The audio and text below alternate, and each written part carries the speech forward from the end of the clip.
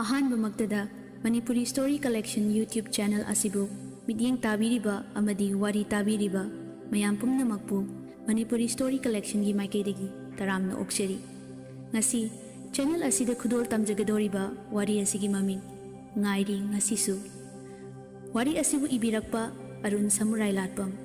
Hauzik wari asi haujarage mayam punna taminnaduna.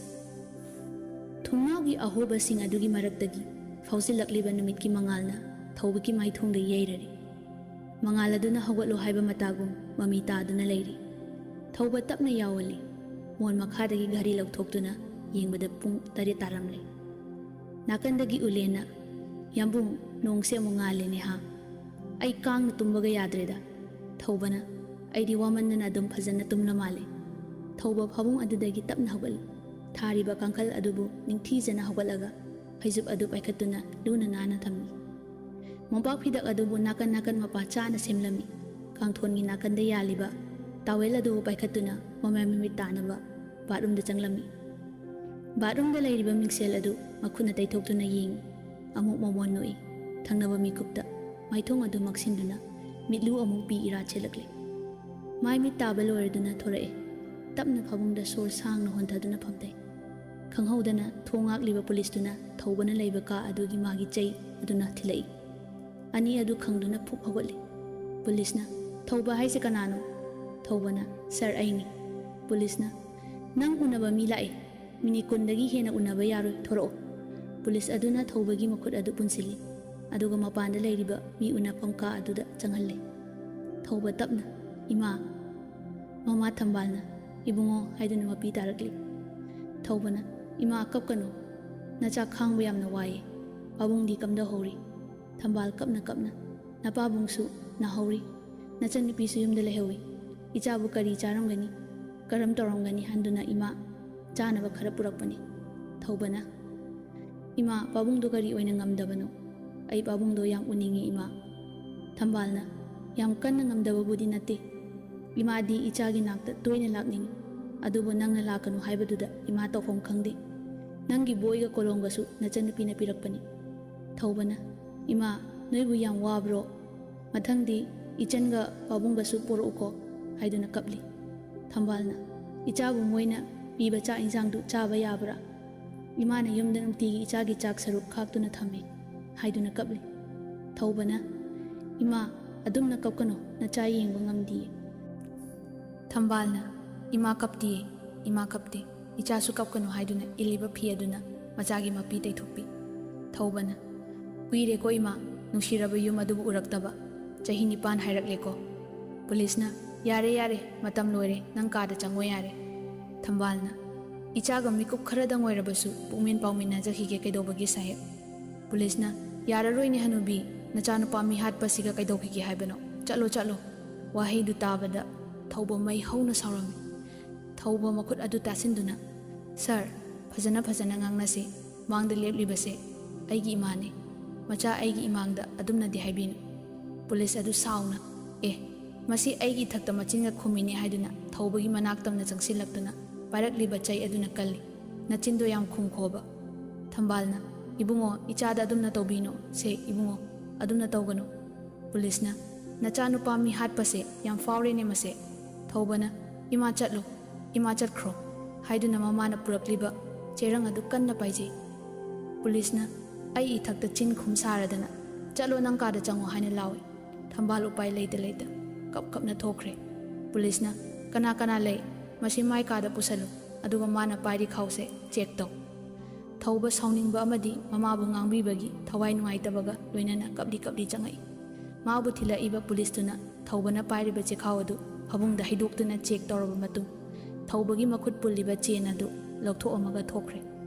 Ulena yambung kaidore hauzik fukrido yambungdara. Thouba wangangde mamabu ningsinglaga kapli aduga machana purakliba kolom amadi boy adu paikhatli. Boy adu hek hangdokpaga ahanba leimaiduda Meera haina Thoubana chawna iriba ming aduda mapi adu tapna taki. Ulena yambung adumna tawba haunade aikoi khangba tabani. Ngasi aisu Iran leitana keishumshang asida punsi lelibasini.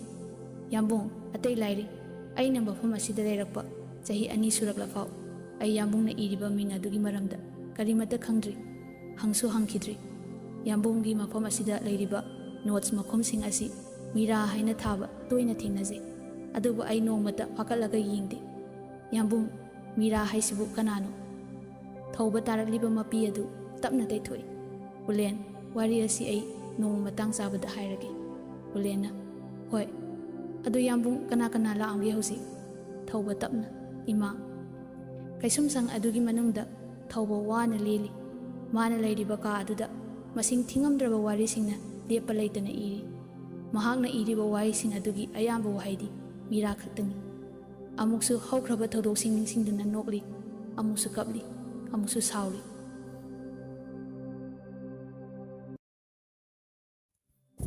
ulena yambung nangi ibase lepteda Thoubana masina tradi karibu tauruni aidi masina pothajari nine ulen kolom adugi maningdu haipetchi milu pirang anima ihaurai khanghaudana chena sing aduda maning tamna pirang kharadi chentharakli ulena yambung kapladi kedore Thouba khangboi keiboy makhutna mapi te thokli phuk hogatuna phadi pairaga bathroom changnana thonglon silli ulena Thoubagi phawungda leiriba boy sing adudagi ama tap launa paikhatlu makhumduda aigi nungsibi Meera haina thari makhum adu hek hangdoklubaga manungda tharami June gi tang kun English aniga tare Meerana da nangmi khanaba se to oba ayam kiyeba ko Thoubana mina phuraga aidi kochen chelaga layo hairo ha Meerana nungside cho adoda nangna akhoi dagi mateng asuk yam pangi se kaigino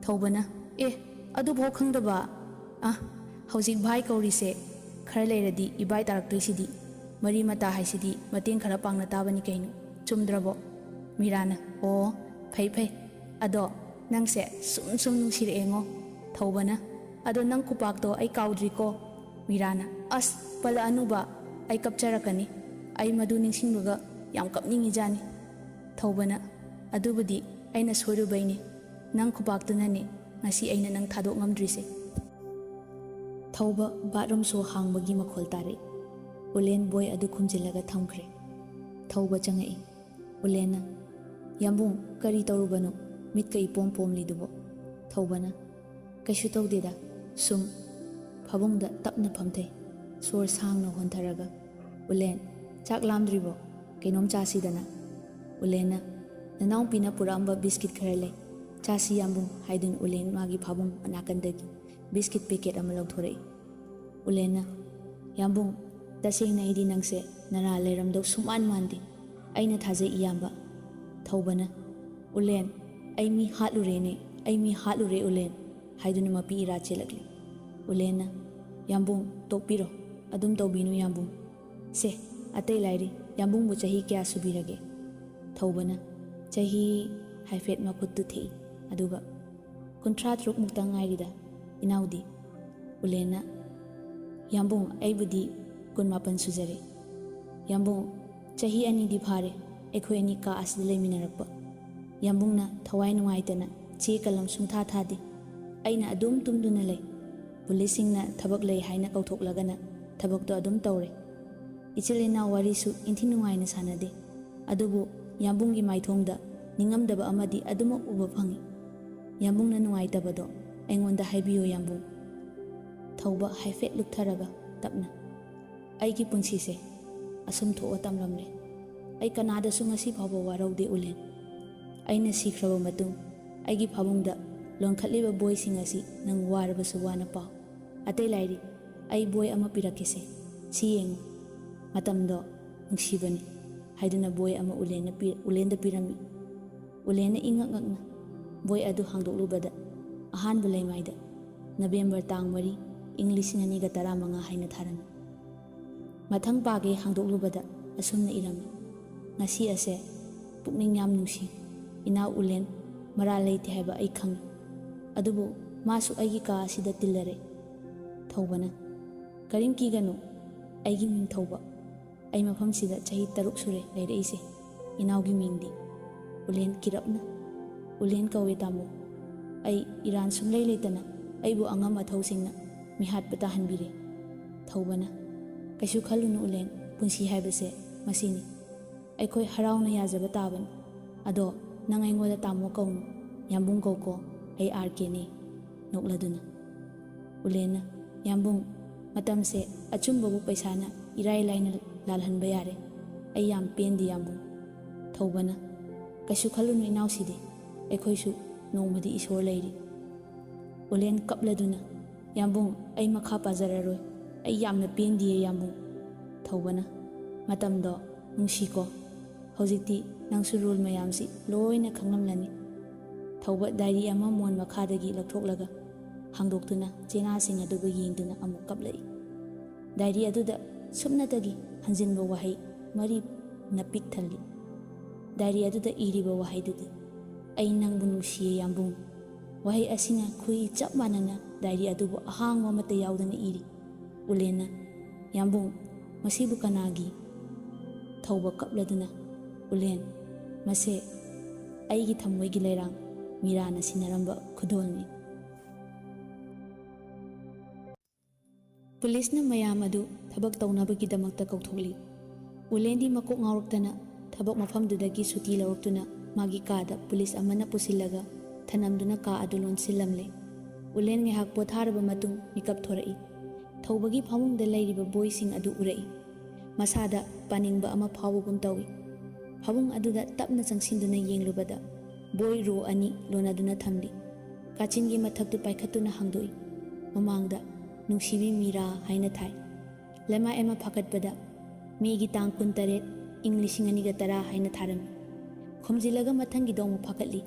October gi tang taret English nganiga mapan haina thai. Ulena aroibegi do chingkhatli. Makhumda Meera haiba ming asina pik thana iri. Hek hangdokpaga Meera gi photo ama naptuna leirami. Tasengna haifam khangda laigi machagumna ningthijabi. Momon nok maithong kutak tawba khajai. Koiraungnabi misnadana sumat yai puna yengli. Mathang laimai hagatpada nungsibi Meera haina chauna thari. Madugi makhadu punsigi ahanba thamoina khoida khibi haina thai. Laimai edu hek hagatpaga Mars ki tang nipan English nganiga taret haina tharami. Numitu ai ngasisu kawba ngamdri. Tasengna ai mangau thin haurai. Mi yam toina khane. Sengna hairabada ai yam ngausinai. Yausamgi nini chanba numitni. Imanaba mayamga ai koiba chatli. Aigi bike adu aina kanna thauduna FCI lambilda lai. Khanghaudana pan dukan amagi nakandagi nupi ama phat launa thorai. Aina gariga kanna thaubane. Soidana hek side class duna magi pambomduda khetkre. Nupi duna ho ima sire ngawbra kaino ne. Aina garigi brake to khampha phaduna khamlaga kumtai. Aina sorry sokpra gari khara kanna thorakpaduda soikhre. Nupi adudi masamduna mamaido khum. Makhut namana pambomdu kanna noiri. Fat launa aingonomdo ankhalaga. Gari do yeng thau yadro siram ladi kamain tawni sakta asiga guli charamniye. Aidi mana ngangbuga takidre. Magi sakamdu urubada tasengna pungaw ngawba haibado oidana mit kuptana yengure. Sauraga asuk ningthijaba nupi. Anabaga khangbagi jainana sugatliba maithong. Yengliba mit yengduna aingondani. Thamoya se khanglum tharure. Nupiduna ngawraba sinupasibo aingonda chado khay yengine. Pambom nabane. Nakandagi aigi marup Romesna. Bye. Chatlase thengkhre. Akhoi soikhre ichal. Nupiduna madungdadi yeng thauko. Aidi tarangamada adum lai. Gari na karam thauriba. Aigi mitna kadomda. Ngai hakti sangsara mada taurure. Sum koiruraba matung ai lambielado amuka chatningaki. Aina bye. Ngasai aina thengnakiba nupido aidi ngawre. Amutaga chatluse bye. Romesna yausangni na mapandaga phomlamba yai daw yenguse nangnabu pamnadi lao bai aikhoi mayam amuk hanna ngasai lakhiba lambel aduda halai aidi gari do full speed ta kaptharai ngasai thengnakiba nupi adugi pan dukan adu yoromdai nupi kara chatpa ui aisu makhoi tamna thausilli khanghaudana benama aigi gari gi nakanda kanna thausilai aisu hek thaidokpada kongkut amada hek thaudharure Maduda leiramba ising aduna ngasai chatlamba leisabi sing aduda kapsinkhre. Leisabi mayamduna ho imau yausang hauda ngairi lupene loina he ngai khonoi aisu upai leita gari du khambire ꯗꯥꯎ ꯌꯥꯕ ꯍꯥꯏꯗꯣꯏꯔꯥ ꯗꯥꯎ ꯌꯥꯗꯕ ꯍꯥꯏꯗꯣꯏꯔꯥ ꯉꯁꯥꯏ ꯑꯩꯅ ꯊꯦꯡꯖꯤꯟꯈꯤꯕ ꯅꯨꯄꯤꯗꯨ ꯑꯃꯨꯛꯁꯨ ꯌꯥꯎ ꯂꯩꯔꯝꯃꯦ꯫ ꯅꯨꯄꯤꯗꯨꯅ ꯍꯦ ꯅꯪ ꯉꯥꯎꯕ꯭ꯔꯥ? ꯉꯁꯥꯏꯁꯨ ꯑꯃꯨꯛ ꯒꯥꯔꯤꯅ ꯊꯦꯡꯖꯤꯜꯂꯝꯃꯦ, ꯍꯧꯖꯤꯛꯅ ꯂꯩꯈꯣꯝ ꯑꯃꯨꯛ ꯀꯥꯞꯁꯤꯜꯂꯛꯑꯦ, ꯒꯥꯔꯤꯗꯣ ꯊꯧ ꯍꯩꯇ꯭ꯔꯗꯤ ꯊꯧꯅꯣ꯫ ꯍ ꯁꯛꯇꯥ ꯑꯁꯤꯒ꯫ ꯑꯩ ꯇꯁꯦꯡꯅ ꯁꯣꯏꯈꯤꯕꯅꯦ, ꯍꯧꯖꯤꯛ ꯚꯦꯟ ꯑꯃ ꯂꯥꯛꯁꯤꯟꯕꯗꯣ ꯊꯩꯗꯣꯛꯄꯗ꯫ ꯅꯨꯄꯤꯗꯨꯅ ꯒꯥꯔꯤ ꯈꯨꯊꯧꯗꯣ ꯂꯨꯗꯤꯌꯦ, ꯑꯋꯥꯏꯕ ꯒꯥꯔꯤꯔꯣ? ꯉꯥꯏꯍꯧꯔꯕꯣ ꯅꯃꯥꯟꯅꯕꯅ? ꯅꯠꯇ꯭ꯔꯒ ꯈꯣꯡ ꯍꯥꯝꯅꯤꯡꯕꯩ ꯉꯉꯧꯔꯔꯣꯏ ꯊꯧꯔꯤꯔꯣ? ꯍꯥꯏꯔꯒ ꯃꯌꯥꯝ ꯅꯣꯛꯂꯝꯃꯤ꯫ ꯑꯩꯅ ꯏꯍꯦ ꯃꯤ ꯈꯣꯟꯖꯦꯜ ꯑꯣꯟꯅꯗꯦꯀꯣ ꯍꯥꯏꯔꯒ ꯃꯃꯥꯏꯗꯨ ꯀꯣꯏꯂꯩ ꯂꯩ꯫ ꯅꯨꯄꯤꯗꯨ ꯈꯣꯟ ꯋꯥꯎꯔꯞꯅ ꯀꯩꯅꯣ ꯈꯣꯟꯖꯦꯜ ꯑꯣꯟꯅꯗꯦꯀꯣ ꯍꯥꯏꯗꯤ ꯍꯥ? ꯑꯩꯅ ꯅꯁꯛ ꯑꯗꯨꯛ ꯐꯖꯔꯒ ꯋꯥ ꯉꯥꯡꯕꯗ ꯏꯁꯣꯏ ꯁꯣꯏꯔꯤꯌꯦ ꯅꯪ ꯍꯥꯏꯔꯒ ꯑꯩꯁꯨ ꯀꯣꯛ ꯈꯣꯠꯆꯤꯟꯅꯩ꯫ ꯑꯇꯣꯞꯄ ꯅꯨꯄꯤ ꯑꯃꯅ ꯌꯥꯔꯦ ꯌꯥꯔꯦ ꯆꯠꯂꯣ, ꯍꯪꯆꯤꯠ ꯑꯩꯈꯣꯏ ꯊꯥꯕꯜ ꯂꯩ, ꯄꯩꯁా ꯈꯔ ꯑꯗꯨꯝ ꯍꯥꯞꯄꯝꯃꯨ꯫ ꯑꯩꯅ ꯋꯥꯍꯩꯗꯨ ꯇꯥꯕꯗ ꯍꯔꯥꯎꯏ, ꯃꯔꯝꯗꯤ ꯍꯪꯆꯤꯠ ꯊꯥꯕꯜ ꯂꯩ ꯍꯥꯏꯔꯛꯄꯗꯨꯗ ꯑꯩꯅ ꯑꯩꯒꯤ ꯋꯥꯂꯤꯠꯇꯒꯤ ꯂꯤꯁꯤꯡ ꯆꯠꯄꯤ ꯑꯃ ꯂꯧꯊꯣꯛꯑꯒ ꯑꯩꯉꯣꯟꯗ ꯍꯥꯏꯔꯛꯄ ꯅꯨꯄꯤꯗꯨꯗ ꯄꯤꯔꯝꯃꯤ꯫ ꯅꯨꯄꯤꯗꯨꯅ ꯆꯣ ꯑꯗꯨꯗꯤ ꯊꯥꯕꯜ ꯂꯥꯛꯎꯀꯣ꯫ ꯑꯩꯅ ꯒꯥꯔꯤ ꯀꯥꯈꯠꯇꯨꯅ ꯆꯠꯀꯦ ꯇꯧꯏ꯫ ꯅꯨꯄꯤ ꯑꯩꯅ ꯊꯦꯡꯖꯤꯟꯈꯤꯕꯗꯨꯅ ꯒꯞꯀꯗꯤ ꯌꯥꯝ ꯋꯥꯏꯌꯦ, ꯍꯣꯔꯦꯟ ꯃꯃꯥꯅ ꯃꯥꯏ ꯐꯨꯕꯤꯖꯅꯤ꯫ ꯑꯩ ꯃꯥꯅ ꯍꯥꯏꯗꯣ ꯇꯥꯗꯤ ꯇꯥꯏ, ꯑꯗꯨꯕꯨ ꯇꯥꯁꯤꯟꯅꯗ ꯒꯥꯔꯤ ꯑꯗꯨꯝ ꯊꯧꯗꯨꯅ ꯂꯥꯛꯂꯦ꯫ ꯋꯥꯈꯜꯗꯗꯤ ꯈꯨꯝꯅꯤꯡꯂꯕꯅꯤ, ꯑꯩ ꯈꯨꯝꯃꯨꯔꯗꯤ ꯑꯩꯁꯦ ꯍꯦꯔꯣ ꯃꯥꯟꯗꯗꯅ ꯕꯦꯠ ꯃꯥꯟꯈꯤꯅꯤꯅ ꯈꯨꯝꯂꯝꯗ꯭ꯔꯦ꯫ ꯅꯨꯡꯉꯥꯏꯕ ꯋꯥꯈꯜ ꯑꯃꯗ ꯑꯩ ꯇꯥꯎꯗꯨꯅ ꯂꯥꯛꯂꯦ꯫ ꯑꯩ ꯌꯨꯝꯗ ꯍꯜꯂꯛꯏ꯫ ꯋꯥꯈꯜꯁꯤ ꯃꯑꯣꯟ ꯈꯜꯂꯤ꯫ ꯇꯁꯦꯡꯅ ꯑꯩ ꯉꯥꯎꯁꯤꯟꯅꯔꯒ ꯂꯥꯛꯏ꯫ ꯅꯨꯄꯤ ꯀꯣꯏꯕꯩ ꯋꯥꯈꯜꯁꯦ ꯁꯨꯛꯈꯟ ꯈꯜꯂꯛꯇꯦ꯫ ꯇꯟꯖꯥꯗꯨꯗ ꯏꯆꯜ ꯅꯨꯄꯤ ꯑꯩꯒꯤ ꯀꯥꯗ ꯆꯪꯉꯛꯏ꯫ ꯏꯆꯜ ꯕꯂꯥꯅ ꯌꯥꯝꯕꯨꯡꯁꯦ ꯉꯁꯤꯗꯤ ꯅꯣꯛꯐꯦꯠꯀ ꯇꯧꯏꯀꯣ, ꯍꯦꯂꯣꯏꯒ ꯑꯣꯛꯅꯕ ꯃꯥꯜꯂꯦ꯫ ꯑꯩꯅ ꯏꯆꯟ ꯉꯁꯤꯗꯤ ꯅꯅꯝꯁꯤ ꯑꯃ ꯊꯦꯡꯅꯔꯛꯏꯍꯦ, ꯃꯁꯛꯀ ꯈꯨꯐꯖ ꯑꯃ꯫ ꯕꯂꯥꯅ ꯑꯁꯦꯡꯕꯩꯔꯣ ꯌꯥꯝꯕꯨꯡ? ꯀꯗꯥꯏꯗꯩꯅꯣ? ꯀꯩ ꯂꯝꯗꯩꯅꯣ? ꯃꯃꯤꯡꯅ ꯀꯔꯤ ꯀꯧꯒꯦꯕ?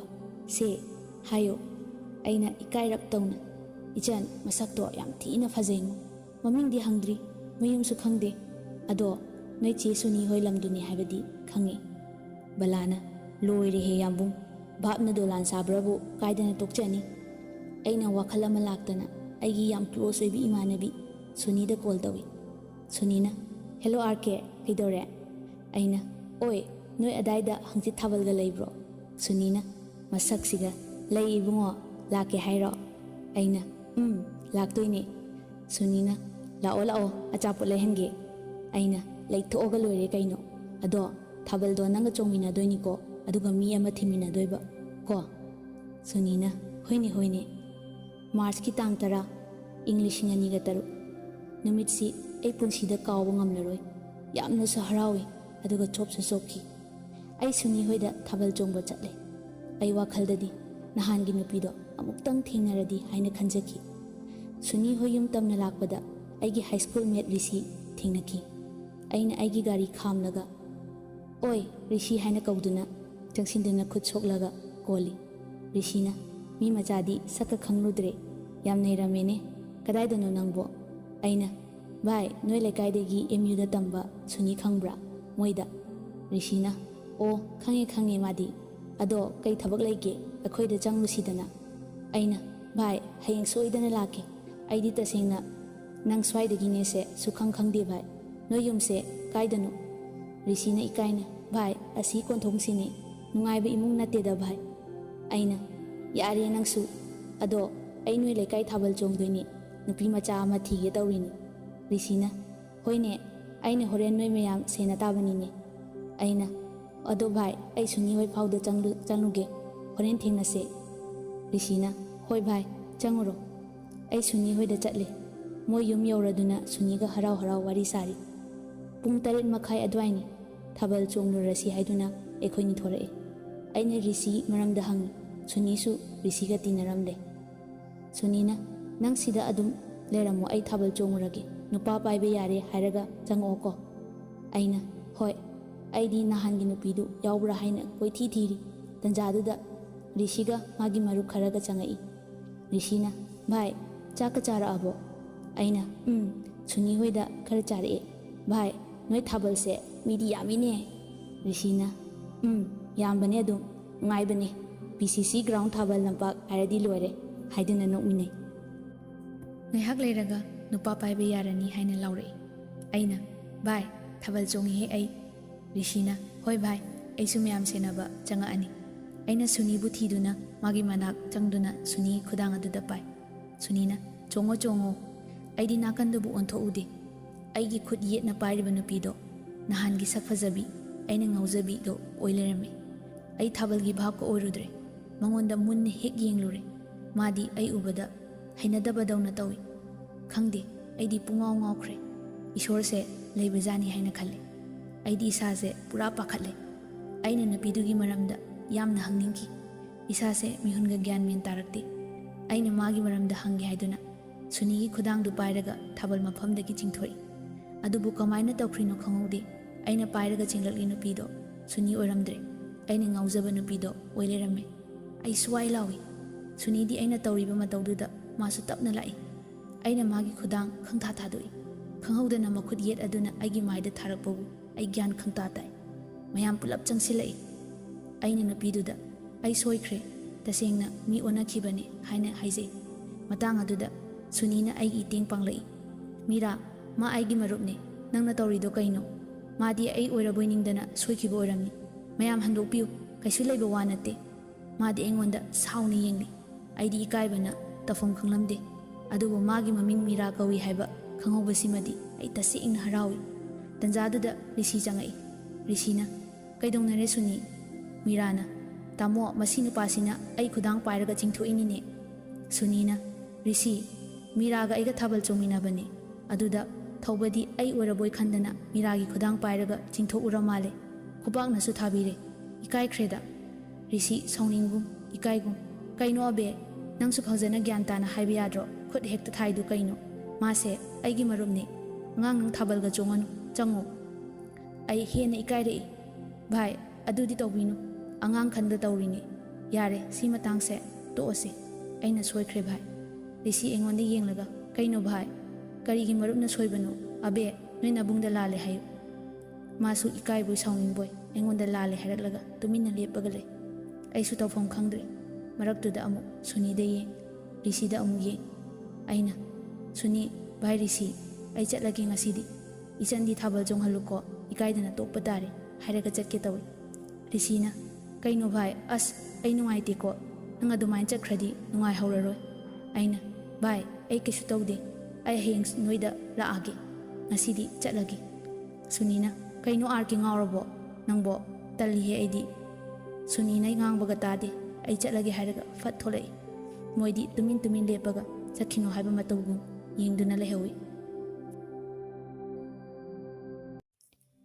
ꯑꯩ ꯅꯨꯃꯤꯠꯇꯨꯃ ꯇꯨꯝꯕ ꯌꯥꯗꯦ꯫ ꯆꯥꯛꯀ ꯑꯃꯠꯇ ꯆꯥꯗ꯭ꯔꯦ꯫ ꯃꯥꯔꯆꯀꯤ ꯇꯥꯡ 12, ꯏꯪ 2009꯫ ꯅꯣꯡ ꯍꯦꯛ ꯉꯥꯟꯕꯒ ꯑꯩ ꯏꯀꯥꯏ ꯏꯀꯤ ꯄꯨꯝꯕ ꯊꯥꯗꯣꯛꯂꯒ ꯔꯤꯁꯤ ꯍꯣꯏꯗ ꯆꯠꯀꯦ ꯊꯧꯔꯥꯡ ꯇꯧꯔꯤ꯫ ꯄꯥꯕꯨꯡꯅ ꯏꯕꯨꯡꯉꯣ, ꯀꯥꯏꯗꯅꯣ ꯅꯪꯅ ꯆꯠꯇꯣꯔꯤꯁꯤꯅ ꯑꯃꯨꯛ? ꯄꯥꯔꯝꯕ ꯈꯕꯔ ꯑꯗꯨ ꯊꯥꯗꯣꯛꯇꯨꯅ ꯃꯆꯥꯅꯨꯄꯥꯗ ꯌꯦꯡꯉꯤ꯫ ꯑꯩꯅ ꯄꯥꯕꯨꯡ, ꯑꯔꯨꯕ ꯊꯕꯛ ꯑꯃ ꯂꯩꯌꯦ, ꯑꯗꯨꯏꯅꯦ꯫ ꯄꯥꯕꯨꯡꯅ ꯑꯗꯣ ꯅꯪ ꯊꯕꯛꯇꯣ ꯍꯣꯝ ꯃꯤꯅꯤꯁꯇꯔꯅ ꯌꯥꯔꯅꯤ ꯍꯥꯏꯔꯛꯄꯅꯤ꯫ ꯃꯊꯪ ꯊꯥꯗꯒꯤꯗꯤ ꯑꯣꯐꯤꯁ ꯀꯥꯔꯛꯑꯣ ꯍꯥꯏꯔꯛꯑꯅꯤ꯫ ꯀꯣꯏꯆꯠ ꯆꯠꯄꯗꯣ ꯂꯦꯞꯄꯣꯀꯣ꯫ ꯑꯩ ꯇꯁꯦꯡꯅ ꯄꯥꯕꯨꯡꯒꯤ ꯋꯥꯗꯣ ꯇꯥꯕꯗ ꯍꯔꯥꯎꯏ꯫ ꯊꯕꯛ ꯆꯠꯂꯝꯗꯥꯏꯗ ꯗꯥꯎ ꯌꯥꯒꯗꯧꯕ ꯃꯥꯜꯂꯤ꯫ ꯑꯩ ꯄꯟꯊꯕ ꯇꯧꯗꯅ ꯔꯤꯁꯤꯒꯤ ꯃꯌꯨꯝ ꯇꯝꯅ ꯆꯠꯂꯦ꯫ ꯄꯨꯡꯗꯤ 9:30 ꯇꯥꯕꯗ ꯉꯥꯏꯔꯝꯂꯤ꯫ ꯔꯤꯁꯤ ꯃꯣꯏꯒꯤ ꯁꯨꯃꯥꯡꯒꯤ ꯀꯥꯆꯤꯟ ꯑꯣꯏꯔꯞꯅ ꯌꯣꯝꯄꯥꯛ ꯑꯃ ꯄꯥꯏꯗꯨꯅ ꯀꯩꯅꯣ ꯇꯧꯔꯤ ꯃꯥꯜꯂꯤ꯫ ꯑꯩꯅ ꯍꯣꯔꯟ ꯈꯣꯡꯖꯤꯜꯂꯤ꯫ ꯃꯥ ꯇꯥꯔꯗꯨꯅ ꯐꯠ ꯌꯦꯡꯈꯠꯂꯛꯑꯒ ꯌꯣꯝꯄꯥꯛꯇꯨ ꯃꯈꯥꯗ ꯊꯥꯗꯔꯒ ꯊꯣꯔꯛꯏ꯫ ꯔꯤꯁꯤꯅ ꯚꯥꯏ, ꯆꯪꯉꯛꯑꯣ, ꯃꯄꯥꯟꯗ ꯂꯦꯞ ꯂꯩꯗꯨ ꯀꯩꯒꯤꯅꯣ? ꯑꯩꯅ ꯒꯥꯔꯤ ꯑꯗꯨ ꯊꯣꯡꯒꯥꯜꯗ ꯊꯅꯝꯂꯒ ꯃꯥꯒꯤ ꯃꯇꯨꯡ ꯏꯟꯅꯗꯨꯅ ꯆꯪꯉꯤ꯫ ꯑꯩꯅ ꯚꯥꯏ, ꯑꯩ ꯉꯔꯥꯡ ꯊꯧꯗꯣꯛꯇꯣ ꯌꯥꯝ ꯁꯣꯏꯈ꯭ꯔꯦ꯫ ꯔꯤꯁꯤꯅ ꯚꯥꯏ, ꯑꯗꯨ ꯋꯥꯗꯣ ꯇꯣꯛꯑꯣ꯫ ꯑꯩꯅ ꯍꯦꯟꯅ ꯏꯀꯥꯏ꯫ ꯑꯕꯦ, ꯅꯪ ꯇꯥꯃꯣ ꯂꯥꯛꯏ, ꯆꯥ ꯂꯣꯜꯂꯛꯎꯍꯦ꯫ ꯑꯩꯅ ꯚꯥꯏ, ꯌꯥꯔꯅꯤꯗ, ꯇꯧꯕꯤꯔꯨꯔꯅꯨ꯫ ꯃꯤꯔꯥ ꯐꯠ ꯊꯣꯛꯂꯛꯑꯝꯃꯤ, ꯑꯗꯨꯒ ꯆꯪꯈ꯭ꯔꯦ꯫ ꯑꯩ ꯌꯦꯡꯒꯦ ꯇꯧꯕꯅꯤ, ꯅꯪꯍꯧꯗꯦ꯫ ꯏꯊꯟꯇ ꯅꯣꯛꯅꯤꯡꯉꯤ꯫ ꯇꯟꯖꯥꯗꯨꯗ ꯃꯃꯥ ꯊꯣꯡꯒꯥꯜꯗꯒꯤ ꯍꯦꯟꯖꯥꯡ ꯅꯥꯄꯤ ꯈꯔ ꯄꯥꯏꯗꯨꯅ ꯆꯪꯉꯛꯏ꯫ ꯔꯤꯁꯤꯅ ꯏꯃꯥ, ꯑꯩꯒꯤ ꯁ꯭ꯀꯨꯜ ꯇꯝꯃꯤꯟꯅꯔꯤꯉꯩ ꯕꯦꯟꯆ ꯑꯃꯠꯇꯗ ꯐꯝꯃꯤꯟꯅꯔꯛꯄ ꯌꯥꯝ ꯅꯨꯡꯁꯤꯕ ꯃꯔꯨꯞꯅꯤ꯫ ꯃꯃꯥꯁꯨ ꯑꯩꯒꯤ ꯅꯥꯛꯇ ꯐꯝꯂꯛꯏ꯫ ꯃꯃꯥꯅ ꯑꯣ, ꯏꯕꯨꯡꯉꯣꯒꯤ ꯃꯤꯡꯗꯤ? ꯑꯩꯅ ꯏꯃꯥ, ꯊꯧꯕ ꯀꯧꯖꯩ꯫ ꯃꯃꯥꯅ ꯏꯕꯨꯡꯉꯣꯗꯤ ꯀꯗꯥꯏꯗꯒꯤ ꯑꯣꯏꯔꯕꯅꯣ?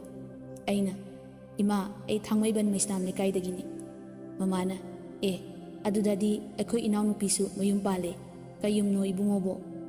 ꯑꯩꯅ ꯏꯃꯥ, ꯑꯥꯔꯀꯦꯅꯦ꯫ ꯄꯥꯕꯨꯡꯒꯤ ꯃꯤꯡꯅ ꯍꯔꯤꯗꯥꯁ ꯀꯧꯏ, ꯑꯗꯨꯒ ꯏꯃꯥꯅ ꯁꯥꯕꯤꯇ꯭ꯔꯤ ꯀꯧꯏ꯫ Mamana, "Oo, icemsi Sabitridudi aisu khangi. Magi machanupa ngausinaba ama lei haidu nang oireko," haiduna akhoi hum nokminei. Matang aduda Meera cha puthorai. Rishina, "Tamoda phajana piyu." Mamana, "Tamo haiba yade, mi arkeni, yambung kau. Madi aingonda ihei heinadabadawna tawi. Ai karisu khande, aina soikibanani." Rishina, "Bhai adudi aikhoida ngasi chak chakhrasi ko." Aina, "Hoidi hainingi, hek phajararoi haiduna. Bhai, matang chabada amada charase." Mamana, "Yaroi yaroi, akhoida chak chakho ngasidi. Ithanta khanjai, Meerana thongnadi haunida. Fare fare, hek chathoa loiredana. Aisu chance lahorage matagu. Ado ima, aidi hinjanga hauradi nutigi chaba lakani ko." Mamana, "Lao, imadi ichanupa ani suningdana leirini. Aikhoida hek leiba haiduni. Aina ithanta khanjai, ima nachanupa oigedi pharak yam tai. Nayanupa oina hayo haiduna ithanta nokjai." Tanja aduda mi langbagi makhol tarai. Ulen boy adu khomjinduna hanai mafamda thamle, aduga magi phabungda hippi. Mayam mathang mathang changnare, Thoubasu changai. Ulen wari adugi makhadi yam khangninglami, adubu upai leite. Thoubana, "Ulen, nasa ngamdabadu khara pharabra?" Ulena, "Yambung, kharadi phare." Thouba magi phabungda phami, mon makhada thamliba diary adubu amuk yengi, aduga amuk noi, aduga amuksu thawai yam nungaitana diary adubu chuppi. Amuk hangdoklaga yengi, "Ai nangbu nungsiye yambung." Asi khaktani diary duda iriba. Chap manaba wahai pareng aduna hanjin hanjin diary du pik thana iri. Ulena, "Yambung, wakhal adumaina tawradi yararoi. Kharasu kauthokpa tamu." Thoubana, "Kauthokpa." Tanja aduda police officer ama makhoi ka so hangduna changai. Thouba phuk hawali, aduga police aduda konduna kappi. Police officer adu atei kanasu nate, Rishini. Rishina, "Bhai, adumaina tawganu. Ai khangba yamna wai. Aina ngasi laklibase nungaiba pau puduna laklibani bhai," haiduna mapi ira chelai. Thoubana, "Karamba aigi nungaiba pau no maru?" Rishina, "Bhai, nang nasana nasabu narar lei haijarasu, nangi maramda masifau evidence amata puthokpa ngamde. Adugisu mathakta nang gyan taba lebaki achauba thabak ama puramliba misak. Aina nangi case adubu yetnaraba matung chahi 10 keishumshangda leiba haina tensinkhre maru. Warabusu wana chahi 2 mukti khangba tari maru." Thoubana, "Bhai, karigino nangna aigidamak asuk wabiriba? Punsi ase keishumshang asida adumak loikrasano maru." Rishina, "Adumna haigano bhai. Ai isana pariba phom ase kanagi mateng nano maru. Ai marupna asumna leiraga karamna nungaigani. Nangdi aigi luhongbagi mingsel paini hairambadai maru. Ai luhongba numitto yam kapki." Thoubana, "Bhai, makha taraklanu. Ai khangba yamna wai. Adubu bhai, wahang amata hangjage. Sengna khumbira umaru." Rishi hanglakadoriba wahangdo mayek sengna khangi. "Hayo, karamba wahang numaru?" Thoubana kaptuna, "Ichal Meeradi, kamdori, nungairibra?" "Aina nungairibra hangi khara haibiyu." "Aina chaikhiba numitagi ma lakhidre. Marup, chahi 3 helakle, marup nasu magi pau amukta haibide. Ngasidi ai mabu yam uninge marup," haina kapli. Rishi thamoi kaina haifam tawhum khangdana kaplakle. "Marup, aigi chaldo nungairiye. Marup nangbu tattana sole. Ma nungairi marup, ma yam nungai," hairamlaga kaptuna Rishi thokre. Thouba wakhalda karigumba kharadi chingnari, hangbadi ngamda. Rishina thokiba maikeidu yenglaga diary adubu chetna konduna khangjai. Ulena, "Yambung, aisu yambunggi matause yengba ngamdre. Kharasu wakhaldo fathaba tambiyu. Laibakta asumna iramlabani aikhoidi. Keishumshang ase aikhoigidi yum haibadu oiraba male yambung." Thouba wadu ngangde.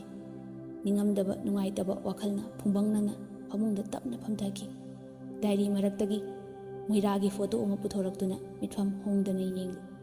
Thoubana, "Meera, yambungna nangi awaba saktamdo yengba ngamdabadagi ichilsina laklanu tattana haikhibado ngasi nangbu uraktraba matamsida yambunggi thamoise machet machet tana kaiba horakle. Nangtabu nungsiruba angawba thamoisina mapang kainaraba cheklagum mathangda kangawnana leiriye. Yambunggi mitsina nangbu mikup khuding ingjaningkhibane. Adubu handaki mapoksida nang ai lapnau haina nungdam mamana tambiramle. Nangbu kawba ngamnaba thongna amatadi piyu kaidobage Meera ai khangba ngamsilaktre ngasidi ai khangbagi pangal leitre ai tasengna hingningdre Meera nang yaudraba mafamsida nangbu ningsingduna leliba yambunggi punsini yambung makha tana hingba pamdre haiduna makhol thokna kapjari Ulena yambung adumna sum wakhal sontharadi yararoi wakhaldo khara sunungai thokba tamse Thoubana Ulen nayamba tasengna hingningdre mahak pusi khrabra natraga hinglibra natraga mahak mayum pan khraba sala aina manung shibadi aina hingli makai mutba nairaru Ulena yambung aisu wari ase yamna khangningi yambungna nungai taba singdo engonda su khara lithokpiu Thoubana Ulen nangbu nayambagi awaba wari asibu taningbrane Ulena yambung awaba wari singdi waru mapangda tamthoklaga phai hainarini ai yam taningi yambung Thoubana tapna magi phabung nakanda aiba boy sing adudagi boy ahumkhak Ulenda pirei Thoubana Ulen punsigi ahanba isinkiba Thoudok singni ahauba matek khara asi paraga yeng Thouba phabungda hipthaduna makhu anidu laibakta thamduna pothari Ulen panthaba tawdana ngasai pakhiba adugi makha thiri asum thirakpana thengnare Rishina ado bhai kai mathel chase haino aina iya da bhai Rishina adudi yen oina tawrasi lao ai khangraw amta hongdoke aduga dukan thousi aina kaigi yeno bhai araiba mehekta thongjeluba mamana yade ahauba chagadabani seibungo paisa se paisin ko haiduna Rishigi mamana magi phiji dagi paisa khara Rishida pirami aina ima ai ikaire ko ngasi khak lakta ngairi Rishina taningdre bhai lao ai kada haiduna aikhoini magi kada changle adugu Meeradi mamaga wari sana hauri kari wari no haibadudi ai khangdre ado manadi aise hosi phau sauningba male Rishiga aikhoi ani dukan thoktuna yen kg amaga maroi marang tilhau chanam kharaga lere aina bhai ngasi khak lakpasida nang ai I karakani yen thongdrasu yabasida Rishina yam ware nang ngasi khak lakpasida kangsoi jage hairo aina kangsoi su hinjang ni kaino Rishina yare bhai atai lairi nahanwai aikhoi bench da punna phamina kiba Rocky James Surasti kamain tawkhrage aina khangdre da hojikti moisu Rocky budi luhongi haina tai Rishina yam thajadiye madumido nomi tawraga adum leibani aina misu matam lak tawrine ado nangbu kaidagi khangnarige ha Rishina bhai nupigi wasi lapna thamkhreda aikhoi imungi phibam sida nupiga koya ponte ado nangdi aina thiri bhai phangdore phangakanda hairake Rishina suniro aina nate he maidi nupa leijabani aikhoi ni wari saraga lakpana yum yore masu jakhumda changki aisu adum inare jakhumda hek yawbaga Meeradi jakhumda chak thonglami Rishina bhai hinjang thongatke morasida phamu haiduna mora ama pirei aisu lawduna phamle Rishina moregi leirang ama maitan khara hapchille aduga singmate khara hapchinduna mai hawatli mai adu tapna chakhalai aduga mana khang adu thangatkre aisu tumina adum yenglaga lei Meerada su yengni yengba sungamda tawfam khangdi ai ngahakti aisu kadom daino khangde Meerada wari saba hek hojillu aina ichaldi class kya tamle mana ingonda khumningda BSc second year aina kari college da Meerana GP dani aina kari stream dano Meerana kaino police na wa hangbadawna hangidubo Rishina nakandagi laure nabungda adumaina haiba hongnabra ha khabai sina langkani nang Meerana ingonda mamit khana yengi aisu ikaigum nungingum hek tawri aduga tapna hai ichal nupi thokpa masu tamme aikhu kakagi macha mana science stream ni PCM lobani Meerana mu nokmi aisini mamin kai kauge mana norokpade ai gyan kitang ditai babita kaubani Meerana adudi aigi bench amtada phamine aduga yam harauna mana mu hairi yambung saunu ko ai khangda tawbani babitagi mabung oire mana yambung kaina kauropadu mayamna kaubaga yam khene ai tasengna amu hena ngawhan khre mahakna ai haifam tawham khangki de numitto ai tasengna aduma makhoi yumduda leningba phauki matamnadi asum haukibana ai yumda halakle Hek halakpaga ai Babitai manakta chatli. Babita TV yengduna lerami. Aina milaubi ai mi ama hange khangbra hayuko. Babitana kanano hango yambung khangbra yenge. Aina Meera khangbra noi class ki ha masaka phajabado. Babitana kaidore amo aiga phamine nupani yam tanabane mado. Yamung si kainong khalakpa maliko. Aina madu koide yadre imanabai machalne ado nangna su khara yanaba haikoko. Babitana hoida yamungi bu kaino haraga puraga loire. Aina aduni ai chalage nang soiba yade ko haramnaga ai yumda halake. Hawungda ai longna taraga magi wakal khanduna adum leire. Ai nutigi moida chatki haibagi wakalda leire aidi. March ki tang 16 English ingani ga tare namitsi ai moida amu chatle. Ma aingonda sawu khotpati tawramdre. Mabung amagum wari sanaba yare. Ai matamduda kayam harawi. Meerana yambung se hanadi bet malambani tapna hero su male ene. Aina hero dagi bet amu olakprasu khangponte. Rishina bet ka oluranu ko amu hero na phubirakani haiduna mayam punna nokmine. Tanjaduda rishigi mapa lai. Mapana abe nama halakhrabra. Sakfamdu ituk thana ui. Meera phamlambadagi hagotki. Kaidore baba imadi halaktri. Mapana nang imungda amukta law haiduna koksinki. Makhoina sanariba wado karino aidi khangdre. Adubu karigumba kharadi leiba male. Ainadi karam hangluni. Aisu adum tumina leire. Rishigi maithongsu maksinna ui. Ai maramdi amata khangdre. Khangbudi khangningki. Problem khara leiredi khangi ai. Ai leiredi wari saba nungairaroi khangdana. Ai risida chatlagi hairamnaga Suni hoida lai. Suni mangolda cheng khaiduna leirami. Sunina arke lao phamu lao. Aina tapna changduna magi manakta thariba moraduda phamtai. Sunina kaidore tuk thana uina sado. Aina tapna Suni risio imungse khara waba maleko. Sunina wabane. Mapana private school gi clerk oiraga imungdu honaini. Risisu directi haibani. Graduation loiraga ma adum tamthakidre. Magi thabakini haidana moi hingolsu bandop thamba male. Aduda mantri dunara cheliba mi dunara matkraba khangdi. Ai wahaidu tabada thamoi sokna nungaitaba phawi. Milu ani pirang haurai. Aina kayam yamna thamni janu kai thabakki. Sunina achoba thabakti natta male. Government kini haibaduda. Aina tabadadi la hungumbada thamba ora male. Ai tasengna amu hena minusi poklakhi. Aina atai lairi ai risigi machal se koide yadre. Risigi machal ni khangdringaidagi aidi ngawkhrabani ko. Sunina chance lawba haida nangonda leibabudi maraibak thambal salabani madi. Adubu mamanabai machal haisi kharadi luna thoknibo. Aina adunane nangsu mating khara pangu haisi. Sunina pangba tare dana. Numitu ai thawai nungaitana yum halai. Yum halakpaga Babung TV yengduna lerami. Aina Babung ai wa amata haige. Babungna kai wano hayune. Atei lairi nang thabakto mathang thagi tari 3 dagi join taw hairabani. Aina hoiba ado Babung SI gi sit hangbra amuta hangbiro. Babungna madudi hangine nangna police oiningdi haibaduda aina kaya hangudre. Amuk oirage hairo. Aina aigi nati Babung aiga yam luntinaba maru amalai magini. Paisaga lauge hairakpa yaroyu. Mamhannasu adum ngamnina madudi. Babungna adui wado tapna khanasiko. Aina tapna khanabaga yaroi babu. Athubida aidi madu yadradi thabaka amta tawroiko hairamlaga aigi kada changaktuna wakhal tawraga hiptuna lai.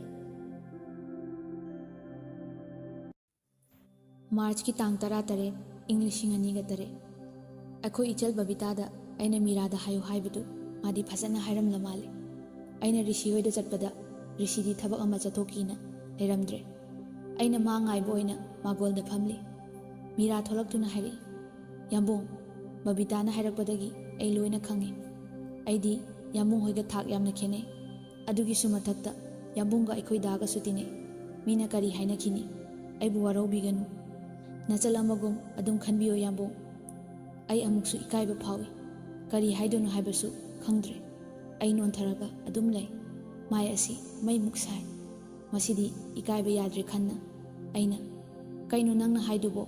ꯇꯁꯦꯡꯅ ꯅꯪꯕꯨ ꯑꯍꯥꯟꯕ ꯎꯕ ꯃꯇꯝꯗ ꯊꯃꯣꯏꯁꯤꯅ ꯄꯥꯝꯂꯨꯔꯦ꯫ ꯑꯩ ꯅꯪꯒꯤ ꯋꯥꯈꯜꯗ ꯇꯁꯦꯡꯅ ꯉꯥꯎꯔꯦ ꯃꯤꯔꯥ꯫ ꯈꯨꯗꯣꯡꯆꯥꯕ ꯂꯧꯕꯅꯤ ꯍꯥꯏꯅꯁꯨ ꯈꯟꯕꯤꯅꯨ꯫ ꯅꯪ ꯇꯁꯦꯡꯅ ꯌꯥꯕ ꯉꯝꯂꯔꯣꯏꯗ꯭ꯔꯥ? ꯃꯤꯔꯥꯅ, ꯌꯥꯝꯕꯨꯡ, ꯑꯩꯗꯤ ꯃꯇꯤꯛ ꯆꯥꯗꯦ, ꯅꯈꯣꯏ ꯏꯃꯨꯡꯅꯁꯨ ꯄꯥꯝꯂꯣꯏ꯫ ꯑꯩꯒꯤ ꯏꯕꯨꯡꯅ ꯈꯪꯈ꯭ꯔꯕꯗꯤ ꯌꯥꯝꯕꯨꯡꯕꯨꯁꯨ ꯂꯥꯟꯅ ꯈꯟꯈꯤꯕ ꯌꯥꯏ, ꯑꯗꯨꯒ ꯑꯩꯕꯨꯁꯨ꯫ ꯑꯩꯅ, ꯑꯉꯥꯎꯕꯤ, ꯑꯩꯈꯣꯏꯅꯤ ꯅꯨꯡꯁꯤꯅꯁꯦ ꯍꯥꯏꯕꯁꯤꯕꯨ ꯅꯈꯣꯏ ꯇꯥꯃꯣꯗ ꯈꯪꯍꯟꯒꯗ꯭ꯔꯣ? ꯂꯣꯟꯅ ꯈꯪꯍꯟꯗ꯭ꯔ ꯂꯣꯏꯔꯦ꯫ ꯑꯩꯕꯨ ꯊꯥꯖꯧ, ꯑꯩꯈꯣꯏ ꯏꯃꯨꯡꯗꯤ ꯑꯩꯅ ꯄꯥꯝꯕ ꯄꯣꯠꯇ ꯉꯁꯤ ꯐꯥꯎꯕ ꯑꯌꯦꯠꯄ ꯀꯅꯥꯝꯇꯅ ꯄꯤꯔꯛꯇ꯭ꯔꯤ꯫ ꯑꯩ ꯇꯧꯐꯝ ꯈꯪꯗꯦ꯫ ꯃꯥꯒꯤ ꯃꯑꯣꯡꯗꯣ ꯌꯥꯅꯤꯡꯕꯁꯨ ꯃꯥꯜꯂꯤ, ꯌꯥꯅꯤꯡꯗꯕꯁꯨ ꯃꯥꯜꯂꯤ꯫ ꯇꯟꯖꯥꯗꯨꯗ ꯔꯤꯁꯤꯁꯨ ꯊꯣꯡꯒꯥꯜꯂꯣꯝꯗꯒꯤ ꯆꯪꯉꯛꯏ꯫ ꯔꯤꯁꯤꯅ, ꯚꯥꯏ, ꯀꯌꯥꯝ ꯀꯨꯏꯔꯒꯦ ꯂꯥꯛꯄ? ꯑꯩꯅ, ꯉꯥꯏꯍꯥꯛ ꯑꯣꯏꯔꯦ, ꯀꯗꯥꯏ ꯆꯠꯂꯨꯏꯅꯣ? ꯔꯤꯁꯤꯅ, ꯃꯤ ꯑꯃ ꯁꯨꯝ ꯎꯅꯔꯨꯕꯅꯤꯗ꯫ ꯑꯩꯅ, ꯑꯗꯣ ꯚꯥꯏ, ꯅꯪꯒꯤ ꯒ꯭ꯔꯦꯖꯨꯑꯦꯁꯟ ꯐꯥꯎꯒꯤ ꯁꯥꯔꯇꯤꯐꯤꯀꯦꯠꯁꯤꯡꯗꯣ ꯂꯣꯏꯅ ꯂꯩꯔꯤꯕ ꯅꯠꯇ꯭ꯔꯣ ꯅꯪꯉꯣꯟꯗ? ꯔꯤꯁꯤꯅ, ꯂꯩꯔꯤ ꯚꯥꯏ꯫ ꯀꯥꯟꯕꯨ ꯀꯥꯟꯅꯗ꯭ꯔꯦꯗ, ꯁꯥꯔꯇꯤꯐꯤꯀꯦꯠꯅ ꯀꯩꯗꯧꯗꯣꯏꯅꯣ ꯈꯜꯂꯛꯑꯦ ꯍꯧꯖꯤꯛꯇꯤ꯫ ꯑꯩꯅ, ꯚꯥꯏ, ꯑꯗꯣ ꯑꯩꯉꯣꯟꯗ ꯑꯃꯨꯛꯇ ꯄꯤꯔꯛꯑꯣ, ꯄꯣꯁ ꯑꯍꯥꯡꯕ ꯑꯃ ꯂꯩꯔꯦ, ꯑꯩ ꯄꯥꯕꯨꯡꯗ ꯑꯝꯇ ꯌꯦꯡꯍꯜꯂꯨꯒꯦ ꯚꯥꯏ꯫ ꯔꯤꯁꯤꯅ, ꯍꯧꯖꯤꯛ ꯃꯇꯝꯗꯕꯨ ꯁꯦꯜ ꯌꯥꯎꯗ꯭ꯔꯗꯤ ꯑꯣꯏꯔꯣꯏ ꯚꯥꯏ, ꯅꯪ ꯄꯨꯒꯦ ꯍꯥꯏꯔꯗꯤ ꯄꯨꯈꯣ꯫ ꯑꯩꯅ, ꯍꯣꯏ ꯚꯥꯏ, ꯃꯇꯥꯡ ꯃꯇꯥꯡꯅꯅꯤ, ꯁꯦꯜ ꯌꯥꯎꯗꯅ ꯉꯝꯕ ꯊꯕꯛꯁꯨ ꯑꯗꯨꯝ ꯂꯩꯕꯅꯤ ꯚꯥꯏ꯫ ꯔꯤꯁꯤꯅ, ꯁꯦꯜ ꯌꯥꯎꯗ꯭ꯔꯒꯅ ꯁꯪꯒ ꯆꯥꯎꯕꯗ ꯂꯩꯔꯦ, ꯒ꯭ꯌꯥꯟ ꯇꯥꯗ꯭ꯔꯦ ꯇꯧꯔꯤꯁꯦ꯫ ꯑꯩꯅ, ꯀꯔꯤꯝ ꯈꯜꯂꯨꯅꯣ ꯚꯥꯏ, ꯑꯩ ꯂꯩꯁꯤꯗꯤ, ꯑꯩꯅ ꯃꯔꯨꯞꯀꯤ ꯃꯇꯦꯡ ꯄꯥꯡꯒꯅꯤꯌꯦ꯫ ꯃꯤꯔꯥꯗꯤ ꯋꯥ ꯉꯥꯡꯗꯦ, ꯅꯥꯀꯟ ꯑꯃꯗ ꯐꯝꯗꯨꯅ ꯎꯪꯗꯨꯅ ꯂꯩ꯫ ꯃꯥꯅ ꯈꯜꯂꯤꯗꯣ ꯆꯃꯝꯅꯔꯤꯅꯤ ꯈꯪꯉꯦ ꯑꯩ꯫ ꯃꯥ ꯑꯩꯉꯣꯟꯗ ꯌꯥꯅꯤꯡꯕꯗꯤ ꯃꯥꯜꯂꯤ, ꯑꯗꯨꯕꯨ ꯃꯕꯨꯡ ꯇꯤꯟꯅꯕꯁꯤꯗ ꯐꯔꯛ ꯑꯃ ꯏꯇꯥ ꯇꯥ ꯂꯩꯔꯦ꯫ ꯑꯩꯅ, ꯚꯥꯏ, ꯆꯠꯂꯣ, ꯅꯪ ꯁꯥꯔꯇꯤꯐꯤꯀꯦꯠꯁꯤꯡꯗꯣ ꯄꯨꯊꯣꯔꯛꯑꯣ ꯍꯥꯏꯅ ꯔꯤꯁꯤꯕꯨ ꯏꯃꯨꯡꯗ ꯇꯥꯟꯁꯤꯟꯈ꯭ꯔꯦ꯫ ꯑꯩꯅ ꯃꯤꯔꯥ ꯃꯅꯥꯛ ꯆꯪꯗꯨꯅ ꯇꯞꯅ, ꯑꯉꯥꯡꯁꯦ ꯀꯅꯥꯏ ꯋꯥꯈꯜ ꯈꯜꯂꯤꯅꯣ? ꯃꯤꯔꯥꯅ ꯇꯞꯅ, ꯀꯅꯥꯝꯇꯒꯤ ꯈꯟꯗꯦꯗ ꯌꯥꯕꯨꯡ꯫ ꯑꯩꯅ, ꯑꯇꯩ ꯈꯪꯗꯦ, ꯑꯩꯅ ꯍꯥꯏꯕꯗꯣ ꯌꯥꯗ ꯌꯥꯔꯣꯏꯀꯣ? ꯃꯤꯔꯥ ꯋꯥꯗꯤ ꯉꯥꯡꯗꯦ, ꯆꯃꯝꯅꯅ ꯂꯩ꯫ ꯑꯩꯅ ꯔꯤꯁꯤꯗꯒꯤ ꯃꯥꯒꯤ ꯁꯥꯔꯇꯤꯐꯤꯀꯦꯠꯇꯨ ꯂꯧꯗꯨꯅ ꯑꯩ ꯌꯨꯝꯗ ꯂꯥꯛꯂꯦ꯫ ꯌꯨꯝ ꯍꯦꯛ ꯌꯧꯕꯒ ꯑꯩ ꯕꯕꯤꯇꯥꯒꯤ ꯃꯅꯥꯛꯇ ꯆꯪꯂꯦ꯫ ꯑꯩꯅ, ꯑꯣꯏ ꯃꯤꯠꯂꯥꯎꯕꯤ, ꯅꯪ ꯑꯩꯅ ꯍꯥꯏꯕꯗꯣ ꯍꯥꯏꯈ꯭ꯔꯕ?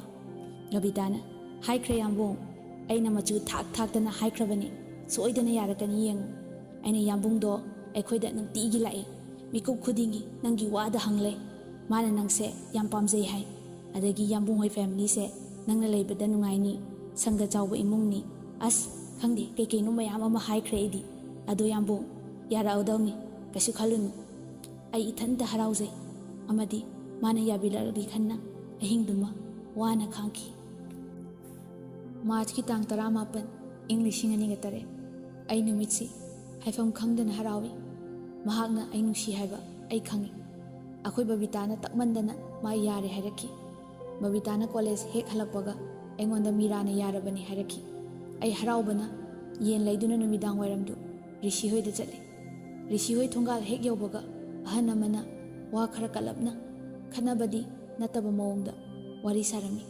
ꯃꯄꯥꯟꯗ ꯃꯈꯣꯏ ꯂꯣꯏꯅ ꯂꯩꯔꯤ꯫ ꯑꯩ ꯂꯥꯛꯄ ꯎꯕꯗ ꯃꯌꯥꯝꯗꯨ ꯑꯩꯉꯣꯟꯗ ꯏꯀꯥꯏꯔꯞ ꯇꯧꯔꯛꯏ꯫ ꯑꯗꯨꯕꯨ ꯑꯍꯜꯗꯨꯅ ꯋꯥ ꯃꯈꯥ ꯇꯥꯔꯛꯏ꯫ ꯏꯕꯨꯡꯉꯣ, ꯊꯥ 2 ꯁꯨꯖꯜꯂꯛꯀꯗꯧꯔꯦ ꯁꯦꯟꯗꯣꯏ ꯄꯤꯔꯛꯇ꯭ꯔꯤꯁꯦ, ꯌꯥꯝꯕ ꯄꯩꯁꯥꯁꯨ ꯅꯠꯇꯦ, ꯑꯩꯅ ꯅꯣꯏꯕꯨ ꯀꯅꯥ ꯅꯠꯇꯦ ꯍꯥꯏꯗꯨꯅ 2 ꯃꯈꯥꯏ ꯀꯥꯕꯤꯗꯅꯤ ꯄꯤꯔꯤꯁꯦ꯫ ꯅꯪ ꯃꯥꯃ ꯋꯥ ꯌꯥꯝ ꯉꯥꯡꯅꯤꯡꯗꯦꯀꯣ?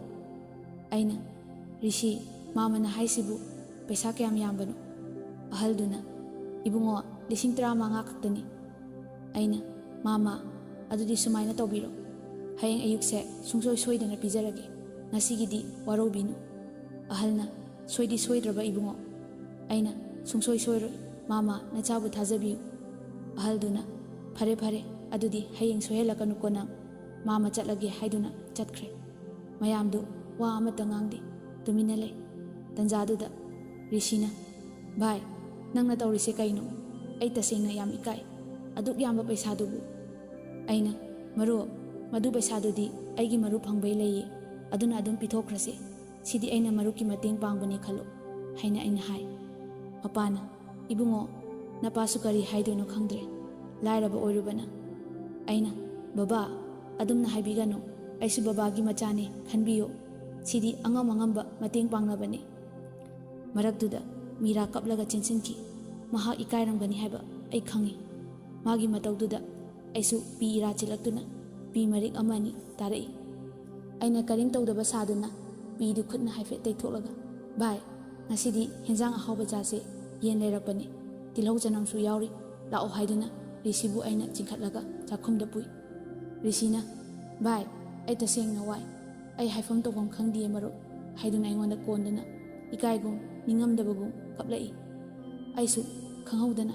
mitagi pi sinthagi aina bai yarese toase adumain tawnu ai yam nuaite aina koidaba saduna mira tilau janam somnung law haina kawi masu tara male maithongdi imak maksinna thoraktuna nakanda lairiba phanatuda phamthai aina rishi hensang se nang thongge haira ai thongbu haira ha rishina tapna ai thongage bai aina bai wakhal nuaitaba khanagumsiko saga se chamo adudi ai alu khelakke mirana khabara mamangda tharai mana pukham mathakta tilhaudo khaiba hoyi aisu aludo haita haita maku khokli engonda mana loni yengi aduga mapi tapna tapna tarai aina mira kaidore kapladi mana yam nungaitana yambung kapti tilau khaibe ni hairi tasengbadi ma kaple haiba ai khangi aisu magi mataududa thariba khabarduda pi mari khara taki mirana yambung nang kai gi kapino haina peri peri hairi risina maru kaidorage engondadi kapkono hojikta hairamlaga aina kaptaba saduna nomi nomi ai kapte he mana aina kanda tilau khaijila aga haiduna akoi punna nokminai miradi tilau soiba loiraduna hari yambung aludo piro haiju haitana hairaduna mana ai khutagi lauki aina tamkhai tamlaga aidi hanasu haitana mirana engonda yenglaklaga mana momon noklei choli choli tawriba magi mit aniduna inglakpadu thamoi asi fukhibadum tawi aina mangonda lona lona yengi masu amumu yenglei mideng ani thingjingnaba mikupta hafet ikaina lukthaknai tanjaduda jelgi gate khinglei ulen khangpret khangi Thoubana ulen chak chaba chatlasi wari loidribaro ulensu mapi hafet teitholaga yambung loidore taseng aisu nungaide yambung Thoubana nayambagi maichakse karam kanda kokani ai wadaba ngamde ulena yambung chatlasi thong hangi thengkhradi amu aikhoibu phuge hairani lao Thoubana tapna khong thangduna ulengi matung inaki mayam pulap chak chaba loiraduna halai Thoubana ulen kaidore aduk thuna chatlidi nasa ngamdrabo ulena yambung warido makha yam paninge ai adugini Thoubana o adugira ulena hoi yambung somdana Thoubagi imungda Sabitrina ibema nangsu hayeng chatlani haidai napabungsu masa khara phare aduna nangsu nanem hoina waraukhini chalo balana ima chatlage adubu aina chatringai sida yambungbu uningbani adubu upai leiti ima Sabitrina yare to o ibema napabung taradi amuk kaplani balana ima ai yambungbu yam uningi mana lakano haido kaigino ima Sabitrina karamne ichado mathwai nungaigani khoibu uraga udabanasu haida ai ichagi khanbada yam waine bala nabungdo nahan aina chatpadasu pulisingna phubi hobani ima yengbo ngamdeni balana karigi moidi yambungbu phuriba ima ai yambungbu yam uningi mama chalaibu hangaktabra ima haina kapli Sabitrina nabung na mayambu hangi nabungdo yam waramni asuk piba matamse ima icha kaina bai mai chakse khangduna lakpani balana ima aidi yambung na mi halamgani habiti sungtha thajati ngasi phawba adubu taribu wari dugadi khangdre kaibu haigani isorsu achumarandi khanglamgani soidana aigi yambungbu watpase pendriba male Sabitrina toklo ibema matamna purakpa amadi soidana lakhigani somdana ulen magi phabungda changduna wari makha pathai aikhoi mayam harau harau chak chaminare. Chak chaba loibada pung 7:30 taramli. Aina Meera amta laune. Meera ikai kaina yambung kai haige. Aina kwa leirusi lao. Masu masana khangna tapna lai. Aina risida bai kwa leiruge hairamlaga Meera ga thorai. Aina kappa yam paksai ko. Meera na yambungsu yam paksai. Aina ado kaigi adu kaplino matungdi adumai tawnu ko. Meera na yambung lairaba aikhoise yam toli ko. Lekai sida akhoi dawna tawba amatta yawramlo. Aina thenjinbi adugumba wado amu hana ngangan no imungi damak ai leiriye. Ai nangbu nungaina thamba pami Meera. Meera na yambung na kaigi aise nungsibirino. Yambungsu aigi awabada saruk yahanba pamdi. Chatlambadagi ai chap lepi aduga aina hai nang adumaina sum ngangdo oiradi ai mafamsidagi lengdana adum leirani nang yam phatte. Meera peri peri aigi khut paiduna chingi. Yambung ai lale ai hairaroi base mi mamangda phajadi laoba. Aina asigi amu kapke tawrisi yengo. Dukan yore ai mangonda hangami kana kana jarda chage. Meera na mamaga babaga tamodi sada chabani. Aina nangdi. Meera na aidi chade. Aina yam phai ado aidi jarda chaiko. Meera na chao yambung aikhoini kwado leiraga hala ami. Aina ado nang aibu nungsibra Meera. Meera na wahangdo yam nganmale yambung ai haiba ikaije. Ai khangi mana ai nungsi haiba aduna ai makha tana hangdi. Aina adudi khar leiraga hangage ko. Meera na ado yambung na aibu karigi nungsibirino. Aidi yambung dasu khupakna thadokre khaluraga ai yam kapningi. Aina thawaina ahanba uwa mikupta khoidakre nangse Meera. Thamoina nusi tho hangdorakli. Mitsina nang nataba kanamta yengingde. Wakhalsina nangi wakhalda khalai. Ai haifam khangde adubu ai nangbudi thamoi sengna nungsi. Nangi damak thawai phawa ka thokpa ngamgani Meera. Ado nangna aibu phukhiba numito tasengna aidi kayam harauki. Maramdi nangna saubado ai yengba yamna nungaiba oiki. Thawaina khoidajaba misakna purakpabu nagadro hena nungsiba phawanki. Meera na yambung nangse tanja chadana risidu hek thorai. Magido ai nungsi harakadabu mali adubu adum thatkhre. Aina kwado risida ama pire aduga jarda khaiduna Meera na pusinkhre. Akhoi mayam nungaina wari sarbu matung ai yumda halai. Yum hek yaubaga aidi wamandana kada changlaga adum tumthakre. March ki tang 10 ing 2009 aina makeup thorakpada imana sangom glass ama paiduna changai. Imana hagolo thengini nangbo se sangom sida thamge ko. Aina ima amta ngai khu.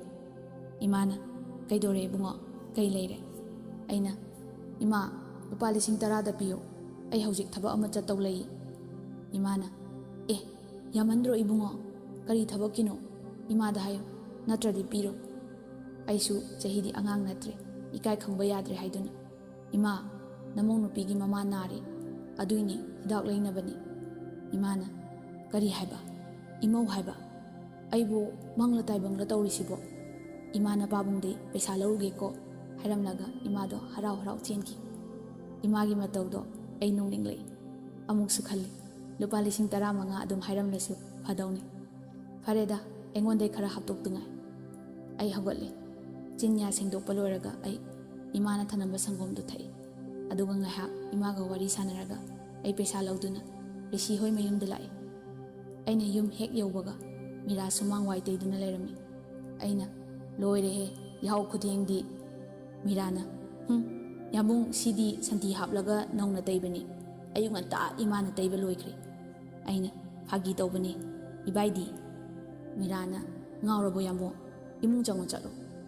Aisu nok nok laga risi gi kada changle. Risi na bai lao phamu. Aina paisa do lauthok tuna pi.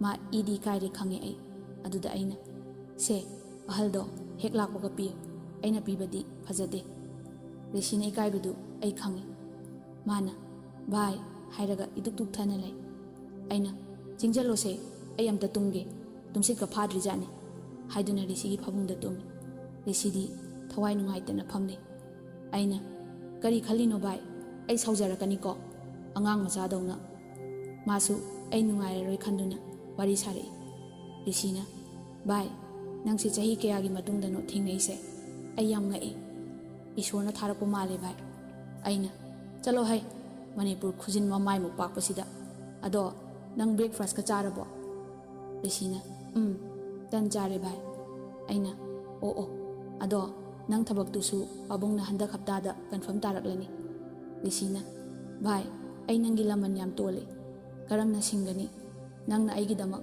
asuk yam wabiri se uraga ai yam kapninge bhai aina bhai emotional or kanu ba marup haisidi angam mating pangnabani aibu nangi marup natrabo March ki tang kuntare English ngani ga tare numit sida aina Meeraga marakta paw phondanaba haiduna magi damak icham chamba phone ama leiraga makhoi mayumda chatle Meera sumangi machi orapna fi suramli ai lakpa ubada suramliba fi adu haifet leplaga kaurai Meerana yambong lao uda kuire kai chatluge nahan khe aina mangondagi mora ama laururaga anakta pham aduga aisu lakti lakningi thabakki kochen chelini tang ahumdagi aisu thabak karani noi tamogi su yarani habani thabakto ado masaga amuta unasi na hare pausi su haige tawbani aduga aina nanga paw phawdo phawjin tawnaba phone ama lerakpani sinsu yawrabani mamani yambadi natte ko Meerana maithong maksinna yambong nangna aikhoi imungi mateng asuk yam pangise kaigino yambong su ai thengnerubana awabada saruk yarare ai yam nungaitaba phawi yambong aina adumaina haino aise kanano mitoplo lamlan baro wa makha taran phone se silent da thamlaga payu noi tamona uradi amu ngambini ko Meerana kaigi paisa tinghalino yambong phone paidresu yabasida aina nangdi yaramni aidi yade wa yam ngangano noi tamo kai leikige Meerana magi kada hilawnani aina ai imung changage phone do thamluro aduga phising do sudo ko ai imung da changduna Rishiga wari watai sanare thabaki maramdasu wari sanaro matung ai yumda lai ai wakhalsi Meerada ngaktani khalisi tasengna ai mayam nungsi mana nupa amata koiramdrise ai yam thina nungai April gi tang mari English ngani ga tare numit se ai harauba sauningba khanaba pulap sure Meera aikhoi ani gi ahan badet ni Manipur ne na unafam su mafam amatta leiti do tawrise aina moigi yungi khara thablapna lerak macha amada ngaire aduga phone tawi Meerana yambung ai thore kai lege aina noi yoramdai da leiba lera akhuba duda Meerana ai lage yambung hairaga ma phone thamkre nihaki matung ma inakta yore tasengna asukki matik phajai aigi mitsinara haidi khangdre hainaba lei phajaba haiba posat asi yengliba mittugi makha poli icham chamna asukki matik phajai parap tawna yekliba kajalduna hena mathoi habli aidi ngahak mangonda yengaga leithu ure Meerana yambung kaidorage aibu amuta udribagi type mi lani chatlasi aisu khangboy kaiboi gari du start tawre chatphamga leitabaga ahanbaga oibaga kainom chaminarage khalle aina gari dei ta hongni ko ikairi ne na Meerana yambung tapna thau yam ki ai punsida amuta sumaina chatri yam pakhatle hairaga aigi lengjumda magi yet thangbu khutna pairakpadudi ai oina mihunga chongkhalai nahan kai mayumda adum unabai sigumba ihulse amata khangludre ngasidi nungsibase mayek sengna khangbum tawi aisu ma kirani haiduna tapna thaure aduga fast food amada changi aina lao haiduna khutsamnaga changmine aduga ahangmu mafama yengduna famle aina kai chasige Meerana as yarani da yambu ꯑꯩꯅ ꯍꯩ ꯑꯄꯪꯕꯤ ꯑꯆꯥꯄꯣꯠ ꯆꯥꯐꯝꯗ ꯆꯪꯉꯛꯑꯒ ꯑꯃꯨꯛ ꯊꯣꯛꯑꯁꯦ ꯍꯥꯏꯔꯣ? ꯃꯤꯔꯥꯅ ꯌꯥꯝꯕꯨꯡꯁꯤ ꯃꯥ ꯏꯀꯥꯏꯒꯨꯝ ꯇꯧꯔꯦ꯫ ꯑꯩꯅ coffee 2ꯒ ꯆꯧ plate 2 ꯈꯛꯀ ꯂꯧꯔꯦ, ꯃꯔꯝꯗꯤ ꯑꯍꯥꯟꯕ ꯅꯨꯃꯤꯠꯅꯤꯅ ꯌꯥꯝ ꯆꯥꯔꯣꯏ, ꯑꯔꯦꯝꯕꯗ ꯃꯥꯡꯍꯧꯔꯅꯤ ꯍꯥꯏꯕꯁꯦ ꯈꯪꯉꯤ꯫ ꯑꯩꯅ ꯏꯀꯥꯏꯅꯨꯀꯣ, ꯑꯩꯗꯤ ꯂꯦꯝꯃꯗꯤ ꯁꯨꯡꯆꯠ ꯆꯠꯂꯣꯏꯀꯣ꯫ ꯃꯤꯔꯥꯅ ꯌꯥꯝꯕꯨꯡ꯫ ꯑꯩꯅ ꯇꯥꯏꯌꯦ, ꯀꯩ ꯂꯧꯁꯤꯒꯦ? ꯃꯤꯔꯥꯅ ꯌꯥꯝꯕꯨꯡ, ꯃꯥꯏꯗꯣ ꯏꯀꯥꯏꯔꯤꯔꯥ ꯑꯣꯏꯅꯩꯔꯥ ꯑꯃꯗꯤ ꯇꯧꯔꯦ ꯈꯪꯉꯤ꯫ ꯑꯩꯈꯣꯏꯅꯤ ꯆꯥꯕ ꯂꯣꯏꯔꯗꯨꯅ ꯊꯣꯔꯛꯏ꯫ ꯑꯩꯅ ꯃꯥꯒꯤ ꯀꯩꯅꯣꯝ ꯂꯩꯕꯤꯒꯦ ꯈꯟꯗꯨꯅ ꯕꯖꯥꯔꯔꯣꯝꯗ ꯂꯥꯛꯏ꯫ ꯒꯥꯔꯤ ꯊꯅꯝꯂꯒ ꯈꯣꯡꯅ ꯑꯩꯈꯣꯏꯅꯤ ꯒꯝꯚꯤꯔ ꯑꯥꯔꯀꯦꯠꯔꯣꯝꯗ ꯇꯞꯅ ꯇꯞꯅ ꯂꯥꯛꯏ꯫ ꯃꯤꯒ ꯆꯤꯟꯕꯅꯦ ꯑꯩꯈꯣꯏ ꯑꯅꯤ ꯈꯨꯠ ꯁꯝꯅꯔꯒ ꯂꯥꯛꯏ꯫ ꯁꯨꯝ ꯂꯥꯛꯄꯗ ꯀꯗꯣꯝꯗꯩꯅꯣ ꯁꯛꯇꯣ ꯉꯥꯎꯁꯤꯟꯅꯕꯗꯤ ꯃꯥꯜꯂꯤ, ꯒꯨꯂꯤꯒ ꯆꯥꯔꯝꯅꯤ꯫ ꯃꯈꯣꯏ ꯑꯅꯤꯅ ꯑꯩꯈꯣꯏ ꯅꯥꯀꯟꯗ ꯁꯨꯝ ꯆꯠꯂꯤ, ꯑꯗꯨꯒ ꯃꯥꯒꯤ ꯃꯈꯨꯠꯇꯨꯅ ꯁꯣꯏꯕ ꯁꯥꯔꯒ ꯃꯤꯔꯥꯒꯤ ꯅꯪꯒꯟꯗ ꯈꯔ ꯊꯦꯡꯖꯤꯟ, ꯃꯈꯨꯠꯇ ꯈꯔ ꯊꯦꯡꯖꯤꯟ, ꯃꯤ ꯆꯤꯟꯕ ꯁꯥꯔꯒ ꯆꯥꯟꯁ ꯁꯨꯝ ꯂꯧꯔꯛꯄꯗꯨ ꯑꯩꯅ ꯎꯔꯦ꯫ ꯑꯩ ꯏ ꯁꯨꯝ ꯀꯥꯈꯠꯂꯛꯏ꯫ ꯃꯥꯏꯗꯣ ꯃꯤ ꯆꯤꯟꯕꯒꯤ ꯈꯪꯉꯔꯣꯏꯅ ꯇꯧꯔꯤꯅꯤ꯫ ꯃꯤꯔꯥꯗꯤ ꯍꯩꯅꯗꯗꯅ ꯑꯩ ꯅꯥꯀꯟꯗ ꯁꯨꯝ ꯆꯪꯁꯤꯜꯂꯛꯏ, ꯅꯨꯄꯥ ꯑꯅꯤꯗꯨꯁꯨ ꯁꯨꯝ ꯆꯪꯁꯤꯜꯂꯛꯏ꯫ ꯑꯩ ꯏ ꯀꯥꯕ ꯍꯥꯏꯕꯗꯣ ꯑꯣꯏꯔꯦ꯫ ꯃꯤꯔꯥꯒꯤ ꯃꯁꯥꯗ ꯁꯨꯝ ꯊꯦꯡꯂꯛꯄꯗꯨꯗ ꯃꯤꯔꯥꯅ ꯇꯞꯅ ꯌꯥꯝꯕꯨꯡ ꯀꯧꯔꯛꯏ꯫ ꯑꯩ ꯑꯗꯨꯒꯤ ꯑꯥꯔꯊꯗꯣ ꯈꯪꯉꯤ, ꯑꯗꯨꯅ ꯆꯠꯂꯝꯕꯗꯒꯤ ꯆꯞ ꯂꯦꯞꯄꯤ, ꯑꯗꯨꯒ ꯃꯤꯔꯥꯒꯤ ꯃꯁꯥꯗ ꯍꯦꯛ ꯍꯦꯛ ꯊꯦꯡꯂꯤꯕ ꯃꯈꯨꯠꯇꯣ ꯇꯥꯞ ꯂꯥꯎꯅ ꯐꯥꯔꯒ ꯂꯩꯊꯦꯛꯇꯨꯅ ꯃꯃꯥꯏꯗꯨꯗ ꯑꯩ ꯈꯨꯗꯨꯝ ꯑꯆꯧꯕꯗꯨꯅ ꯊꯤꯟꯖꯤꯟꯕꯗ ꯃꯥ ꯉꯥꯏꯍꯥꯛꯇꯪ ꯇꯔꯟ ꯆꯠꯂꯝꯃꯤ꯫ ꯂꯩꯃꯤꯟꯅꯕ ꯑꯃꯗꯨꯅ ꯐꯨꯒꯦ ꯇꯧꯔꯛꯏ ꯑꯩꯉꯣꯟꯗ꯫ ꯑꯩꯅ ꯀꯥꯎꯊꯣꯛꯈꯤꯕꯗ ꯁꯜꯂꯒ ꯇꯥꯈꯤ꯫ ꯃꯤꯔꯥꯅꯁꯨ ꯑꯩꯕꯨ ꯇꯧꯒꯅꯨ ꯍꯥꯏꯅ ꯈꯥꯝꯃꯤ꯫ ꯇꯤꯜꯂꯝꯂꯤꯕ ꯃꯌꯥꯝꯗꯨ ꯄꯨꯂꯞ ꯑꯣꯝꯁꯤꯜꯂꯛꯏ ꯑꯩꯈꯣꯏꯔꯣꯝꯗ꯫ ꯅꯨꯄꯥ ꯑꯃꯅ ꯀꯩꯗꯧꯅꯔꯦ ꯅꯣꯏ ꯈꯟꯅꯩꯗꯣ ꯍꯥ? ꯅꯨꯄꯤ ꯑꯃꯅ ꯀꯩꯗꯧꯅꯔꯦ ꯍꯥꯏꯌꯨ ꯍꯥꯏꯗꯅ ꯑꯩꯕꯨ ꯈꯥꯝꯗꯣꯛꯏ꯫ ꯑꯩꯅ ꯇꯥꯃꯣ, ꯏꯅꯦ, ꯃꯁꯤ ꯃꯤꯁꯦ ꯅꯨꯄꯤ ꯑꯉꯥꯡꯗ ꯃꯈꯨꯠ ꯁꯥꯡꯉꯤ, ꯂꯝꯕꯤ ꯆꯠꯂꯤꯅꯦꯅ ꯆꯨꯝꯅ ꯆꯠꯇꯦ꯫ ꯑꯩꯅ ꯍꯥꯏꯕ ꯂꯣꯏꯗ꯭ꯔꯤꯉꯩ ꯅꯨꯄꯥ ꯑꯃꯅ ꯅꯞꯁꯤꯟꯈꯤꯕꯨ ꯒ꯭ꯌꯥꯟ ꯃꯥꯡꯉꯝꯅꯤ ꯃꯥ꯫ ꯃꯌꯥꯝ ꯆꯪꯗꯨꯅ ꯈꯔ ꯐꯨꯔꯦ, ꯑꯗꯨꯒ ꯃꯤꯔꯥꯅ ꯄꯥꯈꯠꯇꯅ ꯏꯃꯥ ꯏꯕꯦꯟ ꯃꯌꯥꯝ, ꯃꯥꯕꯨ ꯀꯥ ꯍꯦꯟꯅ ꯐꯨꯕꯤꯔꯨꯔꯅꯨ, ꯑꯩ ꯍꯥꯛꯇꯛꯀꯤ ꯏꯔꯥꯡ ꯊꯣꯛꯍꯟꯅꯤꯡꯗꯦ ꯍꯥꯏꯗꯨꯅ ꯀꯟꯅ ꯍꯥꯏꯖꯕꯗꯩ ꯅꯨꯄꯥꯗꯨ ꯊꯥꯗꯣꯛꯈ꯭ꯔꯦ꯫ ꯑꯩꯁꯨ ꯁꯥꯎꯅꯤꯡꯅ ꯂꯝꯕꯦꯜꯗ ꯆꯠꯂꯤ꯫ ꯑꯩ ꯃꯇꯧꯗꯣ ꯎꯕꯗ ꯑꯩ ꯈꯨꯠꯇ ꯃꯤꯔꯥꯅ ꯀꯟꯅ ꯄꯥꯏꯁꯤꯜꯂꯛꯏ꯫ ꯑꯩ ꯑꯃꯨꯛꯁꯨ ꯅꯣꯛꯅꯤꯡꯉꯤ꯫ ꯃꯥꯏꯁꯦ ꯑꯩ ꯊꯦꯝꯂꯤꯕ ꯍꯥꯏꯗꯨꯅꯤ꯫ ꯑꯩ ꯁꯣꯔ ꯁꯥꯡꯅ ꯍꯣꯟꯊꯔꯒ ꯗꯨꯀꯥꯟꯗ ꯆꯪꯂꯤ꯫ ꯃꯤꯔꯥꯅ ꯌꯥꯝꯕꯨꯡ, ꯀꯩꯒꯤꯅꯣ ꯗꯨꯀꯥꯟ ꯆꯪꯂꯤꯗꯤ? ꯑꯩꯅ ꯅꯪ ꯋꯥ ꯉꯥꯡꯂꯛꯈꯤꯅꯨ, ꯑꯩꯅ ꯆꯠꯂꯤꯁꯦ ꯑꯗꯨꯝ ꯏꯟꯅꯔꯛꯎ꯫ ꯑꯩꯈꯣꯏꯅꯤ ꯃꯊꯛ ꯀꯥꯈꯠꯂꯤ, ꯑꯗꯨꯒ ꯑꯩꯅ ꯅꯨꯄꯤꯒꯤ ꯐꯤꯔꯣꯜ ꯌꯣꯟꯕ ꯗꯨꯀꯥꯟ ꯑꯃꯗ ꯆꯪꯉꯤ꯫ ꯃꯤꯔꯥꯅ ꯌꯥꯝꯕꯨꯡ, ꯌꯥꯝꯕꯨꯡ ꯁꯨꯝ ꯀꯧꯏ꯫ ꯑꯩ ꯁꯨꯛꯈꯨꯝ ꯈꯨꯝꯗꯦ, ꯇꯥꯁꯤꯟꯅꯗꯕ ꯁꯥꯔꯒ ꯐꯨꯔꯤꯠ ꯌꯦꯡꯂꯤ꯫ ꯃꯉꯣꯟꯗ ꯀꯔꯤꯝ ꯍꯪꯗꯦ ꯑꯩ꯫ ꯃꯉꯣꯟꯗ ꯐꯖꯅꯤ ꯈꯟꯕ ꯑꯩꯅ ꯄꯥꯝꯖꯕ ꯑꯃ ꯈꯜꯂꯤ꯫ ꯑꯩꯅ ꯇꯥꯃꯣ, ꯀꯌꯥꯅꯣ? ꯅꯨꯄꯥꯗꯨꯅ 1,200ꯅꯤ ꯏꯕꯨꯡꯉꯣ꯫ ꯃꯤꯔꯥ ꯑꯃꯨꯛꯁꯨ ꯌꯥꯝꯕꯨꯡ, ꯑꯩ ꯀꯞꯅꯤꯡꯉꯦꯀꯣ꯫ ꯑꯩꯅ ꯄꯩꯁꯥꯗꯨ ꯄꯤꯔꯒ ꯑꯩꯈꯣꯏꯅꯤ ꯀꯨꯝꯂꯛꯏ꯫ ꯃꯤꯔꯥꯅ ꯌꯥꯝꯕꯨꯡ, ꯅꯪ ꯇꯧꯔꯤꯁꯦ ꯀꯩꯅꯣ? ꯑꯩ ꯌꯥꯝꯅ ꯏꯀꯥꯏ꯫ ꯑꯩꯅ ꯁꯥꯎꯖꯤꯟꯅꯩ꯫ ꯅꯪꯁꯦ ꯑꯩꯉꯣꯟꯗ ꯀꯣꯏꯕꯤ ꯏꯀꯥꯏꯕꯤꯒ ꯍꯧꯖꯤꯛꯐꯥꯎ ꯇꯧꯔꯤꯕꯣꯏꯔꯦ? ꯑꯩ ꯅꯨꯡꯁꯤꯔꯝꯅꯤ ꯊꯥꯖꯗꯦꯀꯣ꯫ ꯃꯤꯔꯥꯅ ꯌꯥꯝꯕꯨꯡ ꯀꯧꯔꯛꯂꯒ ꯀꯞꯀꯦ ꯇꯧꯏ꯫ ꯑꯩꯅ ꯑꯌꯥ, ꯃꯁꯛꯁꯤꯒ ꯀꯞꯀꯦꯒ ꯇꯧꯏ, ꯑꯗꯨꯃꯥꯏꯅ ꯇꯧꯅꯨ, ꯄꯛꯆꯗꯦꯀꯣ꯫ ꯃꯤꯔꯥꯅ ꯌꯥꯝꯕꯨꯡ ꯁꯥꯎꯔꯤꯗꯨꯗꯤ? ꯑꯩꯅ ꯁꯥꯎꯗꯤꯌꯦ, ꯐꯥꯒꯤ ꯇꯧꯕꯅꯦ ꯑꯄꯪꯕꯤ, ꯂꯥꯛꯑꯣ ꯆꯠꯂꯁꯤ ꯍꯥꯏꯗꯨꯅ ꯑꯩꯈꯣꯏꯅꯤ ꯒꯥꯔꯤ ꯊꯧꯔꯒ ꯂꯥꯛꯏ꯫ ꯑꯩꯅ ꯃꯈꯣꯏ ꯌꯨꯝ ꯃꯌꯥꯗ ꯃꯍꯥꯛ ꯊꯅꯝꯃꯤ꯫ ꯑꯩꯅ ꯌꯧꯔꯒ ꯍꯥꯏꯔꯛꯀꯦ, ꯐꯖꯅ ꯆꯪꯉꯣꯀꯣ꯫ ꯃꯥꯅ ꯍꯥꯏꯐꯦꯠ ꯅꯣꯛꯐꯦꯠ ꯇꯧꯔꯒ ꯆꯪꯈꯤꯕꯗꯨꯗꯤ ꯍꯥꯏꯕꯤꯗꯦ ꯍꯥꯏꯅꯤ꯫ ꯑꯩ ꯌꯨꯝ ꯍꯦꯛ ꯌꯧꯕꯒ ꯀꯣꯜ ꯇꯧꯏ꯫ ꯃꯤꯔꯥꯅ ꯌꯥꯝꯕꯨꯡ, ꯌꯧꯔꯕꯣ? ꯑꯩꯅ ꯌꯧꯗ ꯉꯥꯏꯔꯤꯌꯦ꯫ ꯃꯤꯔꯥꯅ ꯋꯥꯕ꯭ꯔꯥ ꯌꯥꯝꯕꯨꯡ?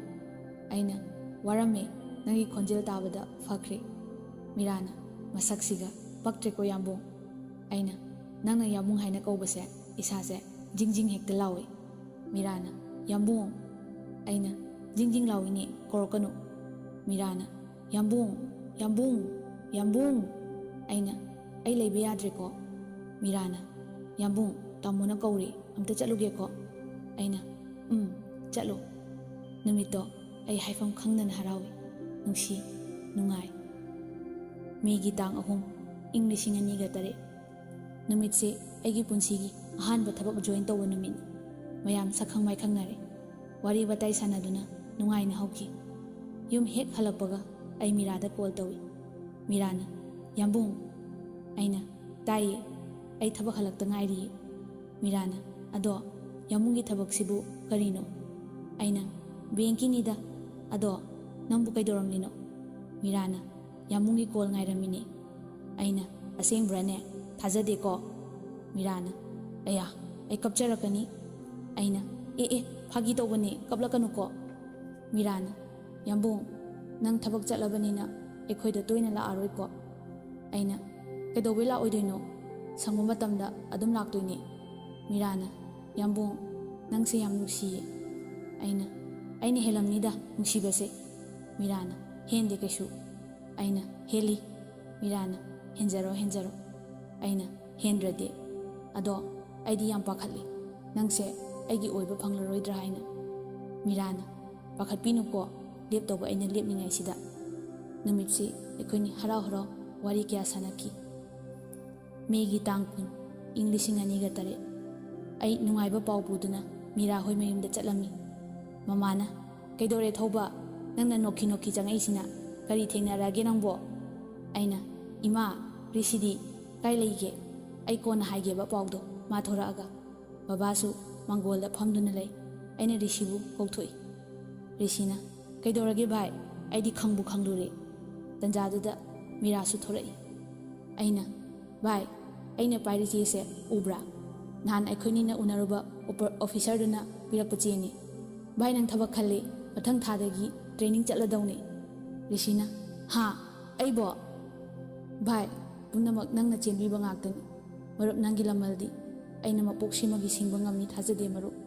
Ai kari haigadabano khangdre haiduna aibu konduna kapli. Babaga mamagana, ha, ibungobo asengbra Thouba nangna hairise. Aina, marup adumna kapkadaba natte.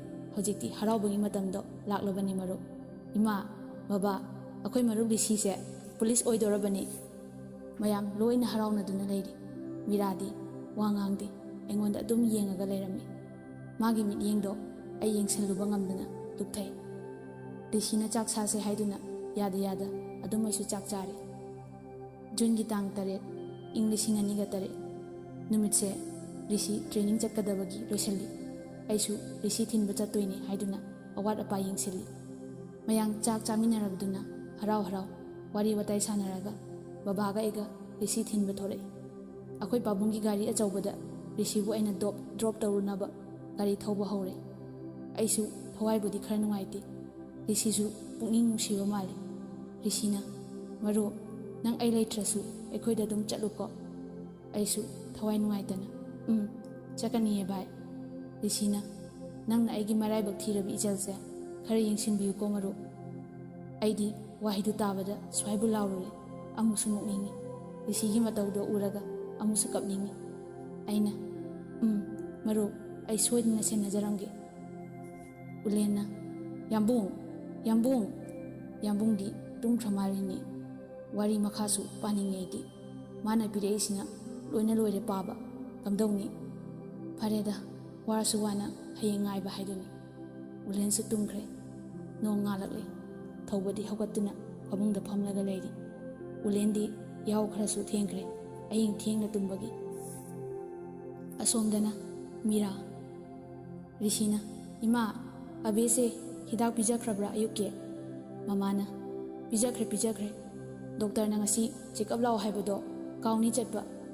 Meera somda Thoubagi wakhalda angawbi amagum ungduna lei. Mathanda kapi, mathanda nopi tawduna leiri. Ayama matamda Yamung kauduna adum leli. Rishina doctor yengduna hidak pijaraga thamli.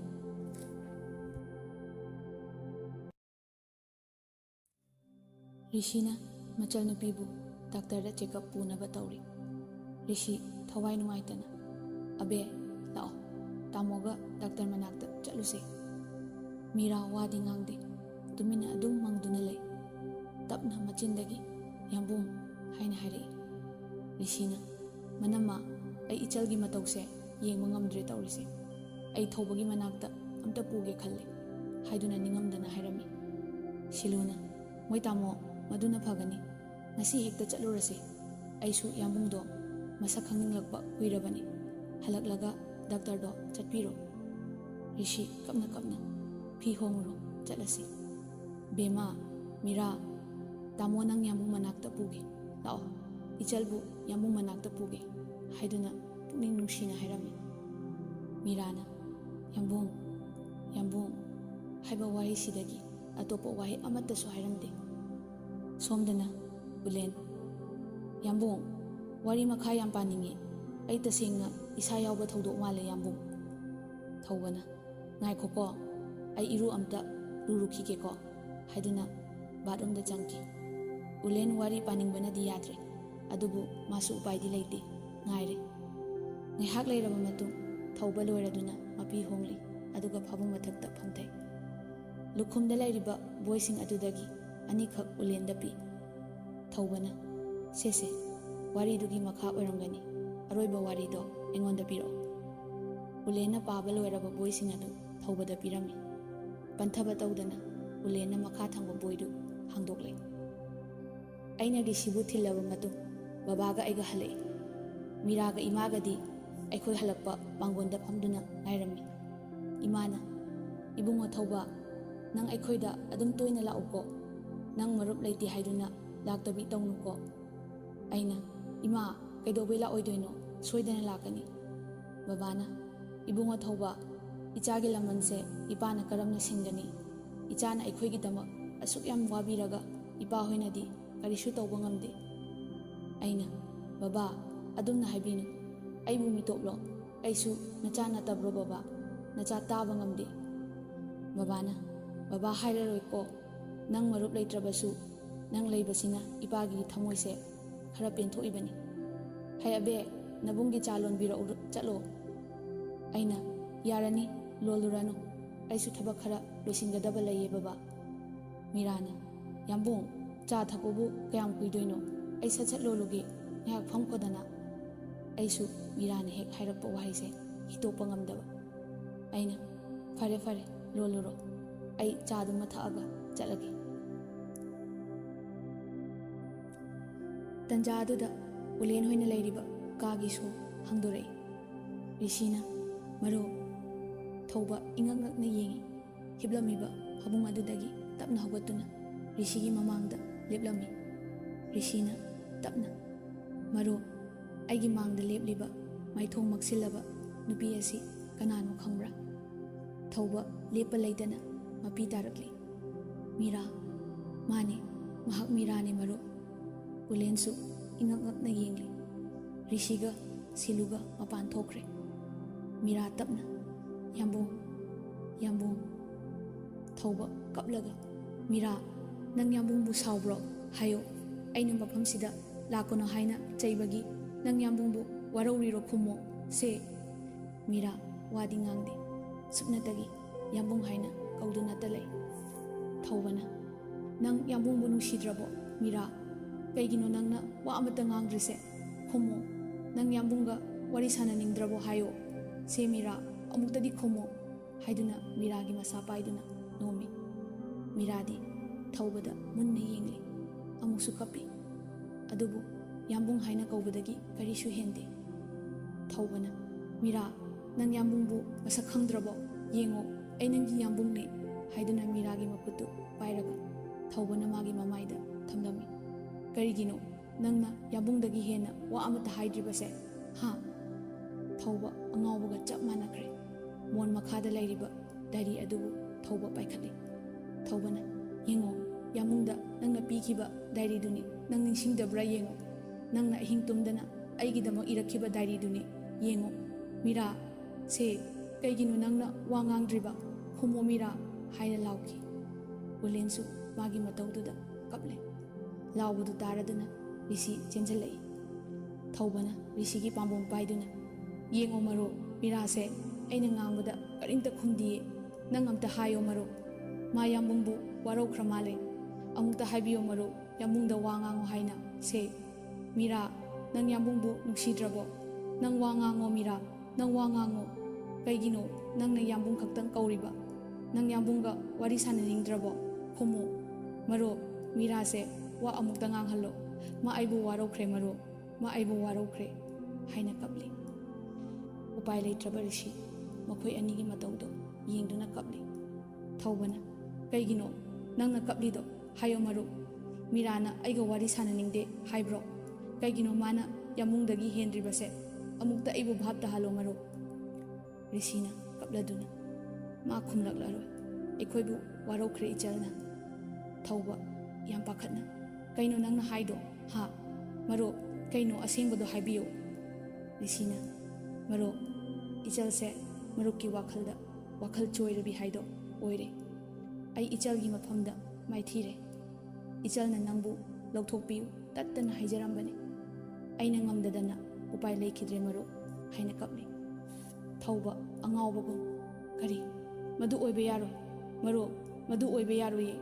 Meera, se, humo, yamung nangi namangda, leirasidi, se, nang yamungbu, aduk yang waro bro, hayo, nang adum na tauraga, yamung karam khango haibano, yamung sikro haibro, haiduna, nakanda leiriba, chekpaladada, makuktu sujinle. Rishina khamli, marup, adum tauno, se, marup na adum tauradi, ichal se, wakhalamada chatkrani, gyan tawo, se, Meeradi, yamung haibadi lepti, adum mangduna leiri. Rishina, marup, ichal se, soidana farakini, se, doktorna guli chang naina pijaradi, farakani hai, se, Thoubana, marup, ai karamna kamanung asida, chaina ase, khangani, Meerabu amukta fanaba honabiyo marup, ai magi matause, yeng bangamdre. Rishina, bhai, kaplanu adumna, ichal se, soidana fagani ye. Meerabu, mana konsenbi. Rishina, marup, mangda lepliba, aigi ichalbu koliba maha asini, aiga luhongle haibadu. Ai yam kapkiye numito, marupna aigi luhongbasu yaubide. Thoubana, phadi achotpa amana, mamaido nanthoi. Oh, marup, nakhoi anidi, nungairiba natra, ima hoidi, kamdauri. Rishina, marup, akhoisu ichalsi khanbada, wadaba ngamdi. Thoubana Meerabu, lona yengse, khanghaudana, mitlu pirang amuk sintharagli. Meeradi, amuk taminale, amuk yambung haina kauri. Mana yambung haina kaurokpa mikupta, Thoubagi thamoidi, machet taana kaikre. Thouba tawpham khangda, makhut anido, kanna paisindana khangsai. Tawpham khanglamde, mathanda warozaba natana. Kuina leibadi yadabanina, Rishina, marup, abese, doktor unarudawni, akhoi chatlage amu. Thoubana Meeragi makhut anido, kanna paisilaga. Yambung lehaurage ko, nang naba thuna pharo. Yambungga wari sananingdabro na, yambunggi nakta amuk lau ko Meera. Rishina, marup, wakhal ngaitaba khanganu, ichal karishu taurui. Nangna adumna wakhal sontaba mataudo utladi, akhoi karam chatpa ngamgani. Akhoi amuk chatlage ko. Thoubana Meeragi makhut ado tapna thadokre. Meeradi yambung haina tattana sholi. Kairaba thamoido mathanata khangjaba natana upai leramde. Rishisu chatkre. Thouba phamung kachinda onsinduna kapli. Ulensu topham khanglamde. Tapna wari makha batharami. Jungi tang 15 ing 2003.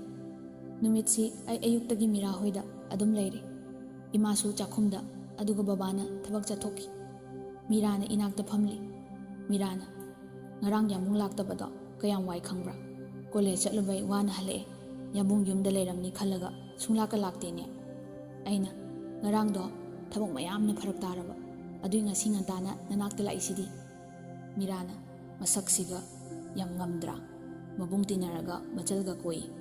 Aina, masaksiga yam ngamme. Mabung mamanabaga koiradana. Meerana, yam haujarakanu ko wangang badi heireba. Aina, nang natambiraga heitrade. Meerana, ai tambihide ko pokpaday dum yaura adubu. Aina, yare bema kanade ngasidi koi chatlusi. Meerana, talichu. Aina, ai saurage. Meerana, phagi tawbani yambung chak toga chatsi. Aina, chak tubu loidribo hojipho. Meerana, watli he nangsu. Aina, chakado thuna chaningla inine. Meerana, yam henjinjarakanu ko. Ma hoitadana bablana khankini. Aina, huran bagi tarani mapugi nokma haibado soidrabani.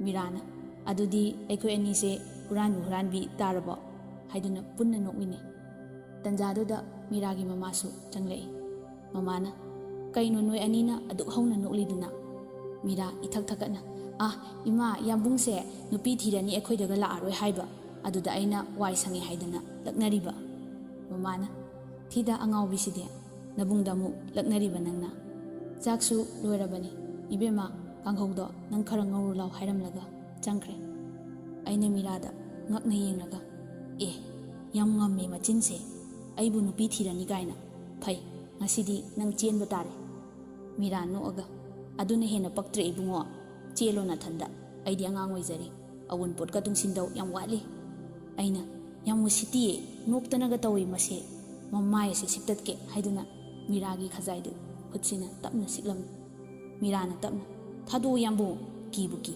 ima babaga changaktana khatpirakan asumna chak chaba toklaba matung ngaihak leiraga ekhoini singdada koiba chatlami sum ekhoini khongna tapna chatlingai pakhang macha kharana karan tare nupa amana masak yam phajai ko nupa sidi yadre airadi fadawni moinadi aise sadhuga manba jani makhoi ahumni leramido makhoi nisa jai haiba ai khangi ai wadi ngangde sum inare ekhoi tungda moise aina kana yawge noina sum inare do ha hero gi mawni aina hangido nupa amana yam phawe sidi lambi chatpaga yadra male noi napagi lambi ro sibo nupa amana mase yam kae phura phadawni kainan thapka tawre aina sawningdana Meerabu tungda chingsilli aduga mayai thangmu nupado amuktang kawbada suppaga tai atai anidu jenjalakpiga tawi amumu kawbada loire adum masadu yadre fere haire yam phubidre aina nisa cha tawrine khandana Meeradi somda mamitka laukthokduna pakhatlami Meerana yambu chatlase swaise yamki mi yam phatti aina ai leiringaida kanang kirunuko lao haiduna Meeragi makhutto paiduna chatmine Meerana yambung ai mapanga thopaga ki nangna sawanbaga koibaga amta chatningdre aina hera sibu akhoi khaktaro Manipur se phataba mi yam leibani kirunu ibema hero yawringai heroine sokpa honade nanga soaba hero di heroine phuba ubaya dabane hena kan khale adu nang khangde Meerana ho sidi film na tiye taibang ai sibaga ngamjaroi mogo oikhido watli aina hoine ai sunangna ayukta jaga puraga changakpadu yengkhido watli mi anobi oina bai singa yam watli kawini Meerana tanja jadana khatnuba yambu ai swai laweba aina hera nang suba wakhaldi aingonde henabu khatline Meeragi makut machaduna aigi pambomda nungsiriba haidi ora male anira ahumla thare Meerana yambu ai kai haba nang karan nga kanuko aina khadli sengo kesanadana haira punna nokmine numito aidi mase yam nungsi akhoi anidi makhoyumda adum una leire aduna madi masado ipang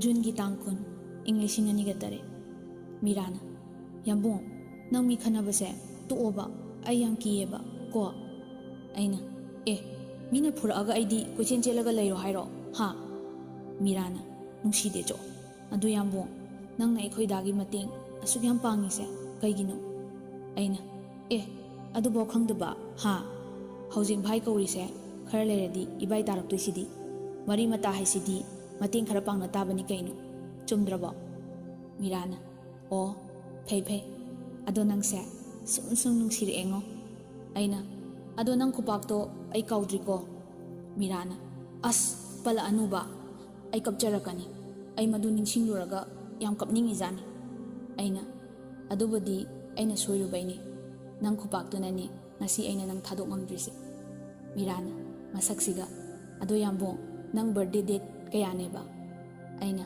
aduburo 17 July huidre Meerana huidre aina nangidi aidi hangude Meerana airo yambo amuk sarok to male hairaroige talle aina haidragana hena saurani yam thuna hairo Meerana hendo khreba 27 May da aina sauningna aduga nang aingonda haidaba Meerana yamung saurokkanuko manadi hangaktraga hairaga manoi aisu mai minoktuda sauba ngamdre ainasu hangaudaba lalise ai oiraga lerame aina as aise side amadadi pura kainomni asuk nungsiba nangi birthday fo hek hangaudeda chakreda thouba nangse sono chuiko Meerana ngasida khangda ngairo yambung sono chui haise haiduna noglei imana aina chance lawadi haikraba nang amjaroko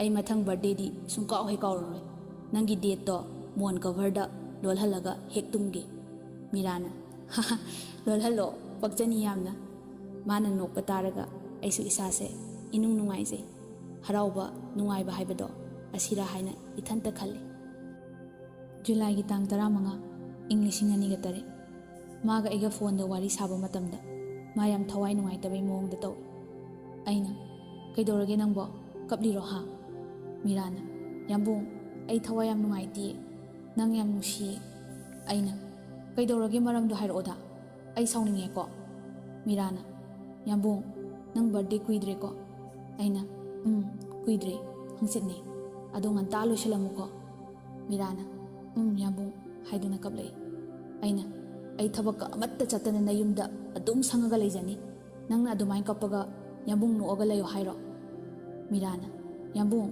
ai kesu tawdi kaptre nangsu sawrunu se puning nusi tawbani ai chak thongluge thengkhrani baba thabak chatpa haiduna phone thamkre ai mana thawai nungai triba kapliba mayamdo karigino haiba khangba ngamlamde ai sumana adumna tawbaduda thawai se nungai tre July gi tang 13 ing 2003 ngasi se aigi birthday numitni ai yam harawi Meerana aibu asukki matik nungsi haiba ai khangi nahan mana kapkhiba wakhiba adugi maram khangi mana ingonda karigumba khudol amadi piningbo orame adubu ma paisa leijaramde adu oirasu mana ngasi ingonda pirakliba khudoldo sangsar sida leiba posak sing adudagi mamal khwaidagi yamba khudolni pung 10 adwai tare aina kaidorage nangbo momon no uba Meerana yambung ai kesu tawdi happy birthday yambung haiduna karigumba khudolama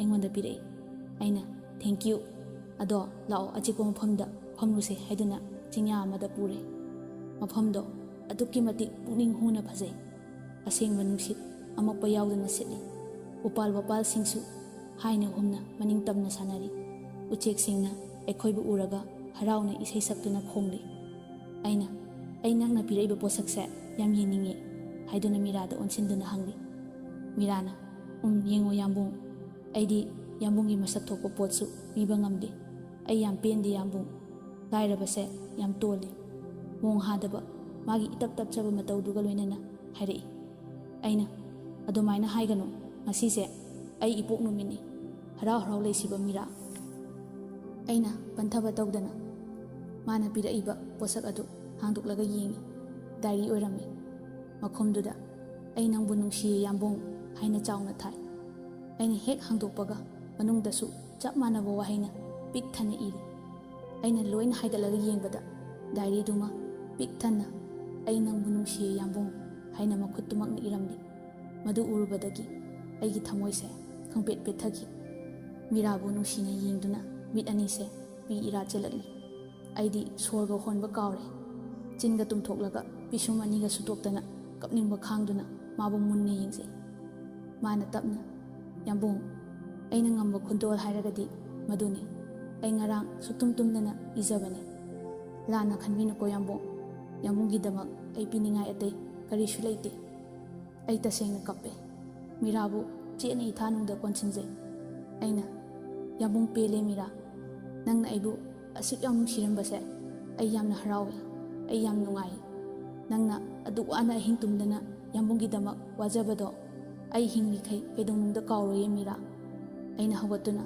makhol hauna lauki ai nangbu nungsiye Meera su phomnambadagi hawatuna aigi tungda makhut aniduna konsilakduna Meerana yambung aisu nangbu yam nungsiye haiduna lauraki aina Meera romda tapna onsili Meera su kaina lukthaduna lei aina kaigi luktharino ꯀꯅꯥꯁꯨ ꯂꯩꯇꯦ ꯃꯐꯝꯁꯦ ꯅꯨꯡꯁꯤꯕꯤ ꯅꯪꯕꯨ ꯏꯃꯤꯠꯁꯦ ꯄꯦꯟꯅ ꯌꯦꯡꯖꯒꯦ ꯍꯥꯏꯗꯨꯅ ꯃꯥꯒꯤ ꯈꯗꯥꯡꯗꯣ ꯈꯨꯠꯅ ꯄꯥꯏꯗꯨꯅ ꯈꯤꯇꯪ ꯏꯟꯊꯠꯂꯤ ꯃꯥꯁꯨ ꯏꯀꯥꯏꯅ ꯑꯩꯒꯤ ꯃꯤꯠꯁꯤꯗ ꯃꯥꯒꯤ ꯃꯤꯠ ꯑꯅꯤꯗꯨ ꯌꯦꯡꯂꯛꯏ ꯃꯤꯠꯌꯦꯡ ꯑꯅꯤ ꯃꯤꯆꯥꯟꯅꯅ ꯃꯤꯀꯨꯞ ꯈꯔꯗꯤ ꯌꯦꯡꯅꯗꯨꯅ ꯂꯩ ꯑꯩꯅ ꯃꯥꯒꯤ ꯂꯥꯏꯕꯛꯇ ꯅꯨꯡꯁꯤꯅ ꯆꯨꯞꯄꯤꯗꯨꯅ ꯃꯤꯔꯥ ꯑꯩꯅ ꯍꯤꯡꯂꯤꯕ ꯃꯈꯩꯗꯤ ꯅꯪꯕꯨ ꯑꯩꯅ ꯄꯨꯟꯁꯤꯒꯤ ꯊꯥꯗꯣꯛꯂꯣꯏ ꯃꯤꯔꯥꯅ ꯇꯞꯅ ꯌꯥꯝꯕꯨꯡ ꯑꯩꯁꯨ ꯌꯥꯝꯕꯨꯡꯕꯨ ꯄꯨꯟꯁꯤꯒꯤ ꯊꯥꯗꯣꯛꯂꯣꯏ ꯌꯥꯝꯕꯨꯡꯒꯤ ꯅꯊꯥꯅꯨꯡꯗ ꯄꯨꯟꯁꯤ ꯆꯨꯞꯄ ꯃꯄꯣꯛ ꯈꯨꯗꯤꯡ ꯂꯩꯕ ꯐꯪꯍꯟꯕꯤꯌꯨꯀꯣ ꯑꯩꯅ ꯌꯥꯝꯕꯨꯡ ꯅꯪꯒꯤꯗꯃꯛꯇ ꯊꯋꯥꯏ ꯑꯁꯤꯕꯨ ꯄꯥꯝꯃꯨꯕ ꯂꯩꯇꯦ ꯄꯨꯟꯁꯤꯒꯤ ꯑꯍꯥꯟꯕ ꯊꯋꯥꯏꯅ ꯈꯣꯏꯗꯥꯈꯤꯕꯁꯨ ꯅꯪꯅꯤ ꯑꯔꯣꯏꯕꯁꯨ ꯁꯣꯏꯗꯅ ꯑꯣꯏꯒꯅꯤ ꯃꯤꯔꯥꯅ ꯑꯩꯁꯨ ꯌꯥꯝꯕꯨꯡ ꯅꯠꯇꯅ ꯊꯃꯣꯏꯁꯦ ꯀꯅꯥꯒꯤꯁꯨ ꯃꯃꯤ ꯇꯥꯗ꯭ꯔꯤ ꯑꯩꯈꯣꯏ ꯑꯅꯤ ꯉꯥꯏꯍꯥꯛ ꯋꯥꯔꯤ ꯋꯥꯇꯥꯏ ꯁꯥꯟꯅꯔꯕ ꯃꯇꯨꯡ ꯍꯣꯇꯦꯜ ꯑꯃꯗ ꯆꯠꯂꯒ ꯑꯆꯥꯄꯣꯠ ꯈꯔ ꯆꯥꯃꯤꯟꯅꯧꯔꯦ ꯑꯗꯨꯒꯤ ꯃꯇꯨꯡ ꯌꯨꯝꯗ ꯍꯜꯂꯛꯑꯦ ꯑꯩꯁꯨ ꯃꯥꯅ ꯄꯤꯔꯛꯄ ꯗꯥꯏꯔꯤꯗꯣ ꯍꯟꯖꯤꯟ ꯍꯟꯖꯤൻ ꯑꯗꯨꯝ ꯌꯦꯡꯅꯤꯡꯗꯨꯅ ꯂꯩ ꯑꯗꯨꯛ ꯌꯥꯝꯕ ꯋꯥꯍꯩꯁꯤꯡ ꯑꯗꯨꯕꯨ ꯑꯍꯤꯡ ꯇꯨꯝꯗꯕ ꯃꯈꯩ ꯑꯩꯒꯤꯗꯃꯛ ꯏꯔꯤꯕꯅꯤꯀꯣ ꯈꯟꯗꯨꯅ ꯍꯔꯥꯎꯖꯈꯤ ꯑꯩꯁꯨ ꯈꯨꯠꯇ ꯄꯩꯁꯥ ꯊꯣꯛꯂꯕꯅꯤꯅ ꯃꯤꯔꯥ ꯍꯣꯏꯒꯤ ꯃꯌꯨꯝ ꯕꯟꯗꯣꯞ ꯊꯝꯈꯤꯕꯒꯤ ꯁꯦꯟꯗꯣꯏꯗꯤ ꯑꯩꯅ ꯑꯗꯨꯝ ꯍꯨꯟꯕꯤꯔꯦ ꯔꯤꯁꯤꯁꯨ ꯊꯕꯛ ꯇꯧꯗꯣꯔꯕꯅꯤꯅ ꯇꯞꯅ ꯍꯟꯖꯔꯅꯤ ꯍꯥꯏꯗꯨꯅ ꯑꯣꯛꯇꯣꯕꯔꯒꯤ ꯇꯥꯡ 19 ꯏꯪ 2009 ꯃꯇꯝꯒꯤ ꯃꯇꯨꯡ ꯏꯟꯅ ꯑꯩꯈꯣꯏ ꯑꯅꯤ ꯌꯥꯝꯅ ꯅꯨꯡꯁꯤꯅꯔꯦ ꯑꯩ ꯃꯣꯏ ꯃꯌꯨꯝꯗ ꯆꯠꯄꯗꯤ ꯂꯦꯞꯇꯦ ꯃꯥꯅꯁꯨ ꯑꯩꯕꯨ ꯑꯗꯨꯛꯀꯤ ꯃꯇꯤꯛ ꯅꯨꯡꯁꯤ ꯍꯥꯏꯕ ꯑꯩ ꯈꯪꯉꯤ ꯑꯩꯈꯣꯏ ꯑꯅꯤ ꯅꯨꯡꯁꯤꯅꯩ ꯍꯥꯏꯕꯁꯦ ꯃꯥꯅ ꯃꯈꯣꯏ ꯃꯃꯥꯗ ꯍꯥꯏꯗꯣꯛꯈ꯭ꯔꯦ ꯍꯥꯏꯔꯛꯏ ꯑꯩ ꯇꯁꯦꯡꯅ ꯌꯥꯝ ꯄꯥꯈꯠꯂꯨꯔꯦ ꯑꯗꯨꯕꯨ ꯃꯃꯥꯅ ꯍꯔꯥꯎ ꯌꯥꯔꯛꯑꯦ ꯍꯥꯏ ꯑꯗꯣ ꯑꯩꯗꯤ ꯍꯥꯟꯅ ꯃꯃꯥ ꯈꯪꯗ꯭ꯔꯤꯉꯩꯗꯤ ꯑꯩꯅ ꯇꯣꯏꯅ ꯆꯠꯄꯗꯣ ꯃꯕꯨꯡꯅꯤ ꯍꯥꯏꯅ ꯑꯗꯨꯝ ꯈꯜꯂꯝꯃꯤ ꯑꯗꯨꯕꯨ ꯍꯧꯖꯤꯛ ꯆꯠꯂꯨꯔꯗꯤ ꯀꯔꯤꯅꯤ ꯍꯥꯏꯅ ꯈꯟꯈꯤꯅꯤ ꯑꯁ ꯑꯩ ꯃꯊꯥ ꯁꯨꯝ ꯁꯥꯒꯠꯂꯛꯏ ꯑꯗꯨꯕꯨ ꯍꯧꯖꯤꯛ ꯍꯥꯏꯗꯣꯛꯍꯧꯔꯤꯁꯤꯅꯗꯤ ꯐꯩꯗ ꯑꯩ ꯋꯥꯈꯜ ꯃꯣꯟ ꯈꯜꯂꯤ ꯇꯟꯖꯥꯗꯨꯗ ꯑꯩꯕꯨ ꯃꯈꯣꯏ ꯂꯝꯄꯥꯛꯇ ꯗꯨꯔꯒꯥ ꯄꯨꯖꯥ ꯇꯧꯏ ꯌꯦꯡꯃꯤꯟꯅꯁꯤ ꯍꯥꯏꯔꯛꯏ ꯑꯩꯁꯨ ꯈꯔ ꯆꯠꯆꯅꯤꯡꯕꯒ ꯆꯠꯂꯦ ꯑꯩꯅ ꯃꯈꯣꯏꯗ ꯆꯠꯄꯗ ꯂꯝꯕꯦꯜꯗ ꯁꯨꯅꯤ ꯊꯦꯡꯅꯩ ꯁꯨꯅꯤꯅ ꯑꯣꯏ ꯍꯦꯔꯣ ꯃꯤ ꯃꯆꯥꯗꯤ ꯌꯥꯝ ꯄꯣꯡꯈ꯭ꯔꯦꯅꯦ ꯍꯥ ꯑꯩꯅ ꯀꯥꯏꯗ ꯄꯣꯡꯉꯤꯅꯣ ꯃꯁꯛꯁꯤꯒ ꯗꯨꯔꯒꯥ ꯄꯨꯖꯥ ꯌꯦꯡꯕ ꯊꯣꯔꯣꯏꯗ꯭ꯔꯣ ꯁꯨꯅꯤꯅ ꯊꯣꯔꯛꯀꯅꯤꯌꯦ ꯍꯥꯟꯅꯗꯤ ꯑꯩꯒꯤ ꯌꯦꯡꯃꯤꯟꯅꯁꯤ ꯍꯥꯏꯔꯝꯕꯅꯤ ꯍꯧꯖꯤꯛꯇꯤ ꯊꯣꯔꯛꯑꯣꯏꯗ꯭ꯔꯣ ꯀꯥꯏꯅ ꯌꯥꯝ ꯅꯨꯡꯁꯤꯗꯤ ꯃꯁꯦ ꯑꯩꯅ ꯍꯧꯖꯤꯛꯅ ꯊꯃꯣꯏꯒꯤ ꯂꯩꯔꯥꯡꯗꯣ ꯐꯪꯂꯕ ꯁꯨꯅꯤꯅ ꯑꯗꯨꯅ ꯑꯩꯈꯣꯏꯒꯁꯦ ꯂꯣꯏꯅ ꯀꯥꯎꯔꯦ ꯅꯠꯇ꯭ꯔꯥ ꯍꯥ ꯑꯩꯅ ꯅꯪꯕꯨ ꯀꯃꯥꯏꯅ ꯀꯥꯎꯗꯣꯏꯅꯣ ꯋꯥ ꯉꯥꯡꯕꯗ ꯃꯔꯧ ꯂꯩꯅꯒꯨꯝꯁꯤꯀꯣ ꯅꯪ ꯍꯥꯏꯁꯤꯅꯤ ꯁꯨꯅꯤꯅ ꯅꯪꯗꯤ ꯄꯥꯎꯒ ꯑꯝꯇ ꯇꯥꯔꯣꯏꯅꯦ ꯑꯩ 28 ꯅꯕꯦꯝꯕꯔꯗ ꯂꯨꯍꯣꯡꯗꯣꯔꯦ ꯑꯩꯅ ꯍꯥ ꯅꯪꯕꯣ ꯀꯗꯥꯏꯗ ꯀꯅꯥꯗ ꯁꯨꯅꯤꯅ ꯍꯥ ꯀꯥꯏꯅ ꯅꯨꯡꯁꯤꯗꯦ ꯆꯠꯂꯣ ꯍꯩ ꯑꯩꯅ ꯑꯗꯣ ꯅꯨꯄꯥꯗꯣ ꯅꯪꯅ ꯄꯥꯝꯖꯕꯤꯗꯣ ꯊꯣꯛꯑꯕꯣ ꯁꯨꯅꯤꯅ ꯍꯣ ꯊꯣꯛꯑꯦ ꯑꯗꯣ ꯍꯣꯔꯦꯟ ꯍꯧꯁꯤ ꯀꯛꯁꯦ ꯂꯩꯔꯝꯃꯨ ꯊꯣꯔꯛꯀꯦ ꯑꯩꯅ ꯊꯣꯔꯛꯑꯣ ꯅꯪꯗꯤ ꯌꯥꯝ ꯐꯥꯎꯒꯟꯗꯥꯏ ꯌꯦꯟ ꯐꯥꯎꯋꯦꯒ ꯉꯥꯅꯨ ꯐꯥꯎꯋꯦꯒ ꯁꯥꯏꯀꯜ ꯐꯥꯎꯋꯦꯒ ꯑꯗꯨꯝ ꯇꯧꯕꯅꯦ ꯍꯥꯟꯅꯗꯤ ꯁꯨꯅꯤꯅ ꯍꯟꯗꯛꯇꯤ ꯉꯥ KG 10 ꯐꯥꯎꯗꯣꯏꯁꯦ ꯏꯕꯨꯡꯉꯣ ꯌꯦꯡꯉꯣ ꯑꯩꯅ ꯐꯥꯎꯔꯣ ꯉꯥꯗꯣ KG 2ꯗ ꯏꯇꯨꯗ ꯄꯤꯊꯣꯛꯀꯦ ꯍꯥꯏꯗꯨꯅ ꯅꯣꯛꯏ ꯁꯨꯅꯤꯅ ꯏꯀꯥꯏꯕ ꯈꯔ ꯈꯪꯉꯣ ꯏꯕꯨꯡꯉꯣ ꯌꯥꯔꯦ ꯍꯣꯔꯦꯟ ꯊꯣꯛꯂꯛꯀꯦ ꯂꯩꯔꯝꯃꯨ ꯐꯝꯂꯝꯃꯨ ꯅꯣꯏ ꯁꯥꯏ ꯅꯆꯜꯗꯨꯒ ꯑꯩꯅ ꯐꯝꯖꯔꯝꯒꯦ ꯏꯆꯜ ꯅꯨꯄꯤꯗꯨꯒ ꯍꯥꯏꯗꯨꯅ ꯃꯣꯃꯣꯟ ꯅꯣꯛꯏ ꯑꯩꯁꯨ ꯁꯨꯅꯤꯅ ꯑꯩꯈꯣꯏꯗꯁꯨ ꯈꯔ ꯂꯥꯛꯑꯣ ꯏꯕꯨꯡꯉꯣ ꯈꯣꯡꯀꯥꯞ 1-2 ꯂꯥꯞꯅꯕꯁꯤꯗ ꯅꯣꯡꯃꯇ ꯆꯪꯉꯛꯎꯅꯨꯀꯣ ꯅꯪ ꯍꯥꯏꯔꯝꯂꯒ ꯁꯨꯅꯤ ꯆꯠꯈ꯭ꯔꯦ ꯍꯥꯟꯅꯗꯤ ꯃꯣꯏꯗ ꯑꯗꯨꯝ ꯆꯠꯂꯝꯕꯅꯤ ꯍꯧꯖꯤꯛꯅ ꯃꯤꯔꯥ ꯍꯣꯏꯗ ꯃꯁꯤꯗꯕꯨ ꯀꯃꯥꯏꯅ ꯋꯥꯔꯧꯔꯣꯏꯗꯣꯏꯅꯣ ꯑꯩ ꯃꯤꯔꯥ ꯍꯣꯏꯗ ꯆꯪꯗꯨꯅ ꯋꯥꯔꯤ ꯋꯥꯇꯥꯏ ꯁꯥꯟꯅꯔꯦ ꯑꯗꯨꯒ ꯉꯥꯏꯍꯥꯛ ꯂꯩꯔꯒ ꯑꯩꯈꯣꯏ ꯑꯅꯤ ꯗꯨꯔꯒꯥ ꯄꯨꯖꯥ ꯌꯦꯡꯕ ꯊꯣꯛꯃꯤꯟꯅꯔꯦ ꯃꯌꯥꯝꯅꯗꯤ ꯑꯩꯈꯣꯏ ꯑꯅꯤꯁꯦ ꯃꯕꯨꯡ ꯃꯆꯟꯗꯧꯅ ꯈꯜꯂꯝꯒꯅꯤ ꯑꯩꯅ ꯅꯨꯃꯤꯠꯂꯩꯒ ꯑꯆꯥꯄꯣꯠ ꯈꯔꯒ ꯂꯩꯔꯦ ꯑꯉꯥꯡ ꯃꯌꯥꯝ ꯖꯒꯣꯏ ꯁꯥꯔꯤꯗꯨ ꯅꯨꯃꯤꯠꯂꯩ ꯆꯥꯔꯒ ꯁꯨꯝ ꯌꯦꯡꯉꯤ ꯑꯩꯅ ꯅꯪꯕꯨ ꯍꯧꯁꯤ ꯀꯛꯄ ꯍꯩꯕ꯭ꯔꯣ ꯃꯤꯔꯥꯅ ꯍꯩꯅꯥ ꯌꯥꯝ ꯀꯛꯆꯔꯛꯏ ꯑꯃꯨꯛꯇ ꯐꯥꯎꯗꯕꯩ ꯋꯥꯅꯤ ꯑꯩꯅ ꯗꯥꯎꯗꯥꯗꯨꯒ ꯐꯥꯎꯔꯅꯤ ꯅꯕꯨꯡꯉꯣꯅ ꯀꯛꯑꯗꯤ ꯍꯥꯎꯁꯐꯨꯜꯗꯤ ꯁꯣꯏꯗ꯭ꯔꯦ ꯃꯤꯔꯥꯅ ꯃꯁꯛꯁꯤꯒ ꯌꯥꯝ ꯍꯩꯕ꯭ꯔꯣ ꯅꯪ ꯑꯩꯅ ꯌꯥꯝ ꯍꯩꯖꯕꯗꯣ ꯃꯤꯔꯥꯅ ꯌꯥꯝꯕꯨꯡ ꯑꯩ ꯋꯥ ꯑꯃ ꯍꯥꯏꯒꯦ ꯅꯪ ꯁꯥꯎꯗꯤ ꯁꯥꯎꯒꯅꯨꯀꯣ ꯑꯩꯅ ꯀꯩ ꯋꯥꯅꯣ ꯍꯥꯏꯌꯨꯅꯦ ꯃꯤꯔꯥꯅ ꯌꯥꯝꯕꯨꯡ ꯅꯪ ꯁꯥꯎꯔꯣꯏꯅ ꯑꯃꯨꯛꯇ ꯋꯥꯁꯛꯑꯣ ꯑꯩꯅ ꯑꯁ ꯀꯤꯔꯦꯗ ꯁꯥꯎꯔꯣꯏꯕ ꯄ꯭ꯔꯣꯃꯤꯁ ꯃꯤꯔꯥꯅ ꯇꯞꯅ ꯌꯥꯝꯕꯨꯡ ꯑꯩꯅ ꯐꯥꯔꯁ ꯏꯌꯔ ꯀꯥꯔꯤꯉꯩꯗꯒꯤ ꯑꯇꯣꯞꯄ ꯀꯣꯂꯦꯖꯇꯒꯤ ꯅꯨꯄꯥ ꯑꯃꯅ ꯑꯩꯉꯣꯟꯗ ꯑꯗꯨꯝ ꯄ꯭ꯔꯣꯄꯣꯁ ꯇꯧꯔꯒ ꯂꯩꯔꯦ ꯃꯗꯨ ꯃꯤꯗꯣ ꯒꯨꯟꯗꯥꯅꯤ ꯃꯥꯅ ꯅꯤꯡꯈꯤꯕ ꯄꯣꯠ ꯄꯥꯛ ꯍꯦꯛ ꯍꯣꯡꯗꯣꯛꯇꯦ ꯑꯩꯅ ꯑꯩꯈꯣꯏ ꯌꯨꯝꯁꯨ ꯁꯦꯔꯥꯟ ꯇꯨꯔꯥꯟ ꯍꯥꯏꯖꯤꯜꯂꯦ ꯌꯥꯝ ꯊꯤꯅꯗꯤ ꯉꯥꯡꯅꯤꯡꯉꯕꯅꯤ ꯑꯗꯨꯕꯨ ꯉꯥꯡꯂꯨꯔꯒ ꯑꯩꯉꯣꯟꯗ ꯑꯄꯟꯕ ꯑꯣꯏꯔꯛꯀꯗ꯭ꯔꯥ नत्रगा कातु कान तौरगद्रा पाखले अदुना अइना फ्रेंड ओइसे हाइना थेमलगा थमलिनी माना अदुमाइना हाइरगा अइ कमाइना नुंगाइदोइनो अइना असुक याम नुंसिजरिबा मिसकपु मी अतोपना सेना लेरगा अइ हाइफम तोकम खंगदे अइना ओ अइंगोंदा हाना हाइरकपा कैदोगे मकोकतो थुकाइगेने अइसु हेक साउनिंगदना हाइदोओइ मीराना याम्बों नंग साउरोइ हाइरगा अदुमाइन तौनु अइ मरमदा खना जैनबा थोहनिंगदे अइना मिंगोंदा थीना ngangluraga माना इबु फारगा लौख्रदि याम्बुंग नंग कपले जाउनी अइना ओ नंगदि मंगोंदा फालगा लेगे खलमि जानिने अइसु साउनिंगै माना अइ खुद ओइसे कन्ना पाइसिलागा अदुमाइ खन्नु याम्बों अइदि नंग खक्तगिनि कनामतगि नत्ते अइना सो सांगना होन्थै होय होय नंगना फनीदो तौरो अइदि मानागा नंगसे फारबा थेंनावा मफमदा मा हाटले खंगो मीराना कैनु याम्बों हाइहेदिनी मी हाटपा काइनु नंग जेलदगा लेरगा अइना नंग उनबगा लाआगा कपगदो याम येंगिंग्ब्रा अइना हो येंगिंगे नंगनगा अइ इसाना यादबनी याम्बों माना फाबनेगा हाइदना फारे हाटखिबदो चाकसे पुजरे चाबिरो गाइना टिफिनदगा पुरपदो मीराना कीबुकी जाजा याम ngangi मसि नुपासे हो इबुंगो मानगा फारगा अइनागा यादो मानब्रो अइना थेमगा युम फाउदि योरप ngambei थौना लेजे अखोई क्राइम पेट्रोल याम यिंगजबदो लोइना खंगजबदो अइना ओ लोइना खंगजब्रो याम हाइब्रो हा अइ मी हाटपा ताहानिंग्रदि ग्यान ताव हाइसिनी मीराना नुंसिबना तंजादुदा सुनीसु हेक लाई सुनीना आरके कैनो मुरुम सोनदना लैमांगसिदा लाई जंगबो नोयने अइसु खंगबोय कैबोय कैनो नंग हुरान लोनादा एटेक तौरइसिना सुनीना मी तिलगा मोय मबुंग मचलसे इकाय वामुलाले मीरादी इकायना सुनीगी खुदांग पायरगा इचे फमुलाउसिदा जगो याम नुंगाइरी सुनीना हाहा अइना असाइदे उबददी जगो येंगबा उदेदा नोइसे अइना असुक नुंगाइबा जगोइसे ngसाइदे येंगी कना नंगना भाबतो आ युमदगी अदुम खलगा सेरान तुरान लाकपैनी हाइना नोइ सुनीना हो हाउसी टिकेट लेरुसे मजाइबुंगो मथंग कक्पा नंगनबा अइना तालिरो नंगसे हा सुनीना नमाइदो खर इकायो चलो मीरादी काइबना लोरबजानी मखुतना फनेक्तु कन्ना पाइरी ममितुना अंगांग जगोइदा कन्ना येंगी अइदी मदौदु नोकनिंगदना अइना मीरा हाइना कौरी मादी खंगबोय कैबोय कैनु याम्बो कै खंगबु खंगिने अखोई पुन्ना नोई अइना नंग कै चानिंगे कै लेरौगे ticket कक्तोय नत्रो नंगसु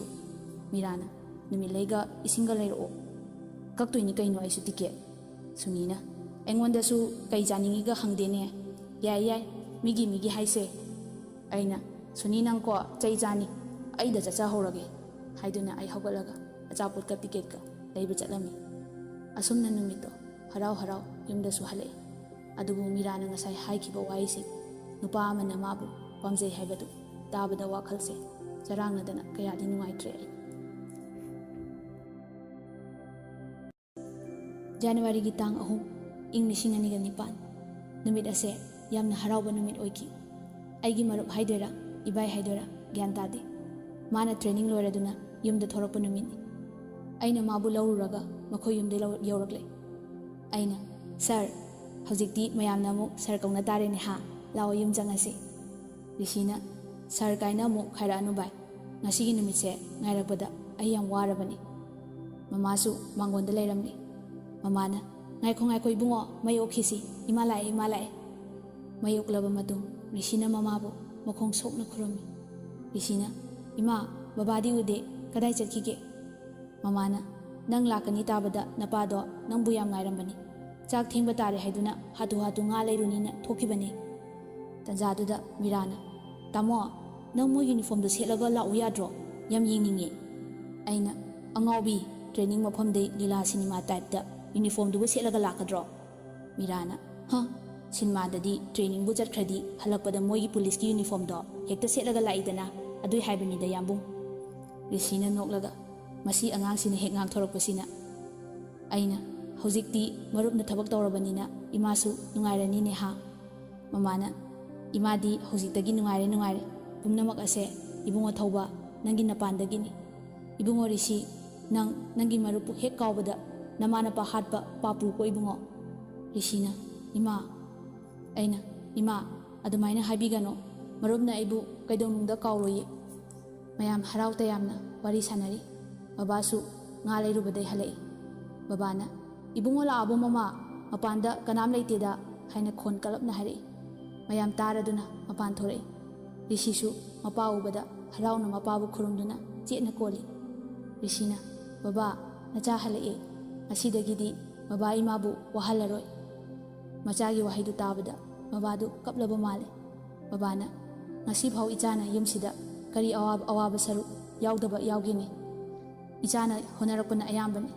Nasidi, ipa nungaire. Ingoy, nangi marupse, nang mirai bayade ko. Thouba, sidalaw. Nakoy marup oibagi, marise, khak kaina hangi khanganu ko. Nasi icha Thouba se, leramdradi. Ekogi imungse, awabada awaba adumak taduna leramgani. Aina, baba, tokpiro. Miyoiba ekoi masen, angamba, mateng pangnaragabu, lairaba haibado, leramgadra. Masa masagi nungainaba khakta, khanaraga leibasina, awaba midi, adumak waraga sijakro haiba matam. Aina ngamlikai, marupki mateng, soidana pangani. Rishina, marup thengnaramdradi, ngasi aisu asumna oiramloiko. Meerasu, kaplaba male, tanjaduda mana, marak thachilai. Meerana, yare, mayam se kapnaraga adum leirase hairo. Baba nga do, ibung ani se semhalage. Aduga, aina thongnaba tawrage. Manggon sida sum leptana, awaba wari mayam tawleradi, chara helani. Babana, ikaw kawruredana, nabung se ubada ipade. Nga dudi, baba semlage, nabung singse, waramani. Aina, baba yaubiruranu, ekhoy adum honarage, pothabiro baba.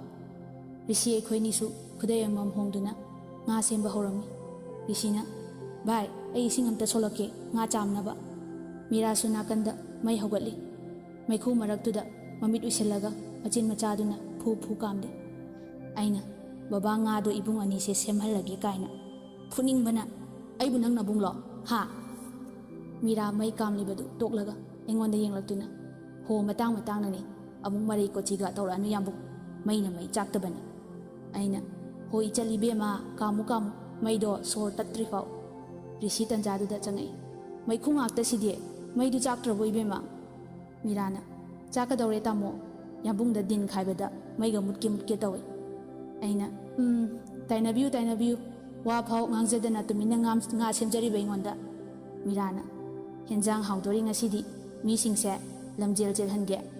Rishina noktuna, taunu, nabung yang wari ko lamsang halakbay, lichay jare kang. Aina, pudaro, haiduna nokni. Meeradi, mabit kado, khana yengdana, kudom biga usilay. Asumna harau, mayam chak ising, chaminarami.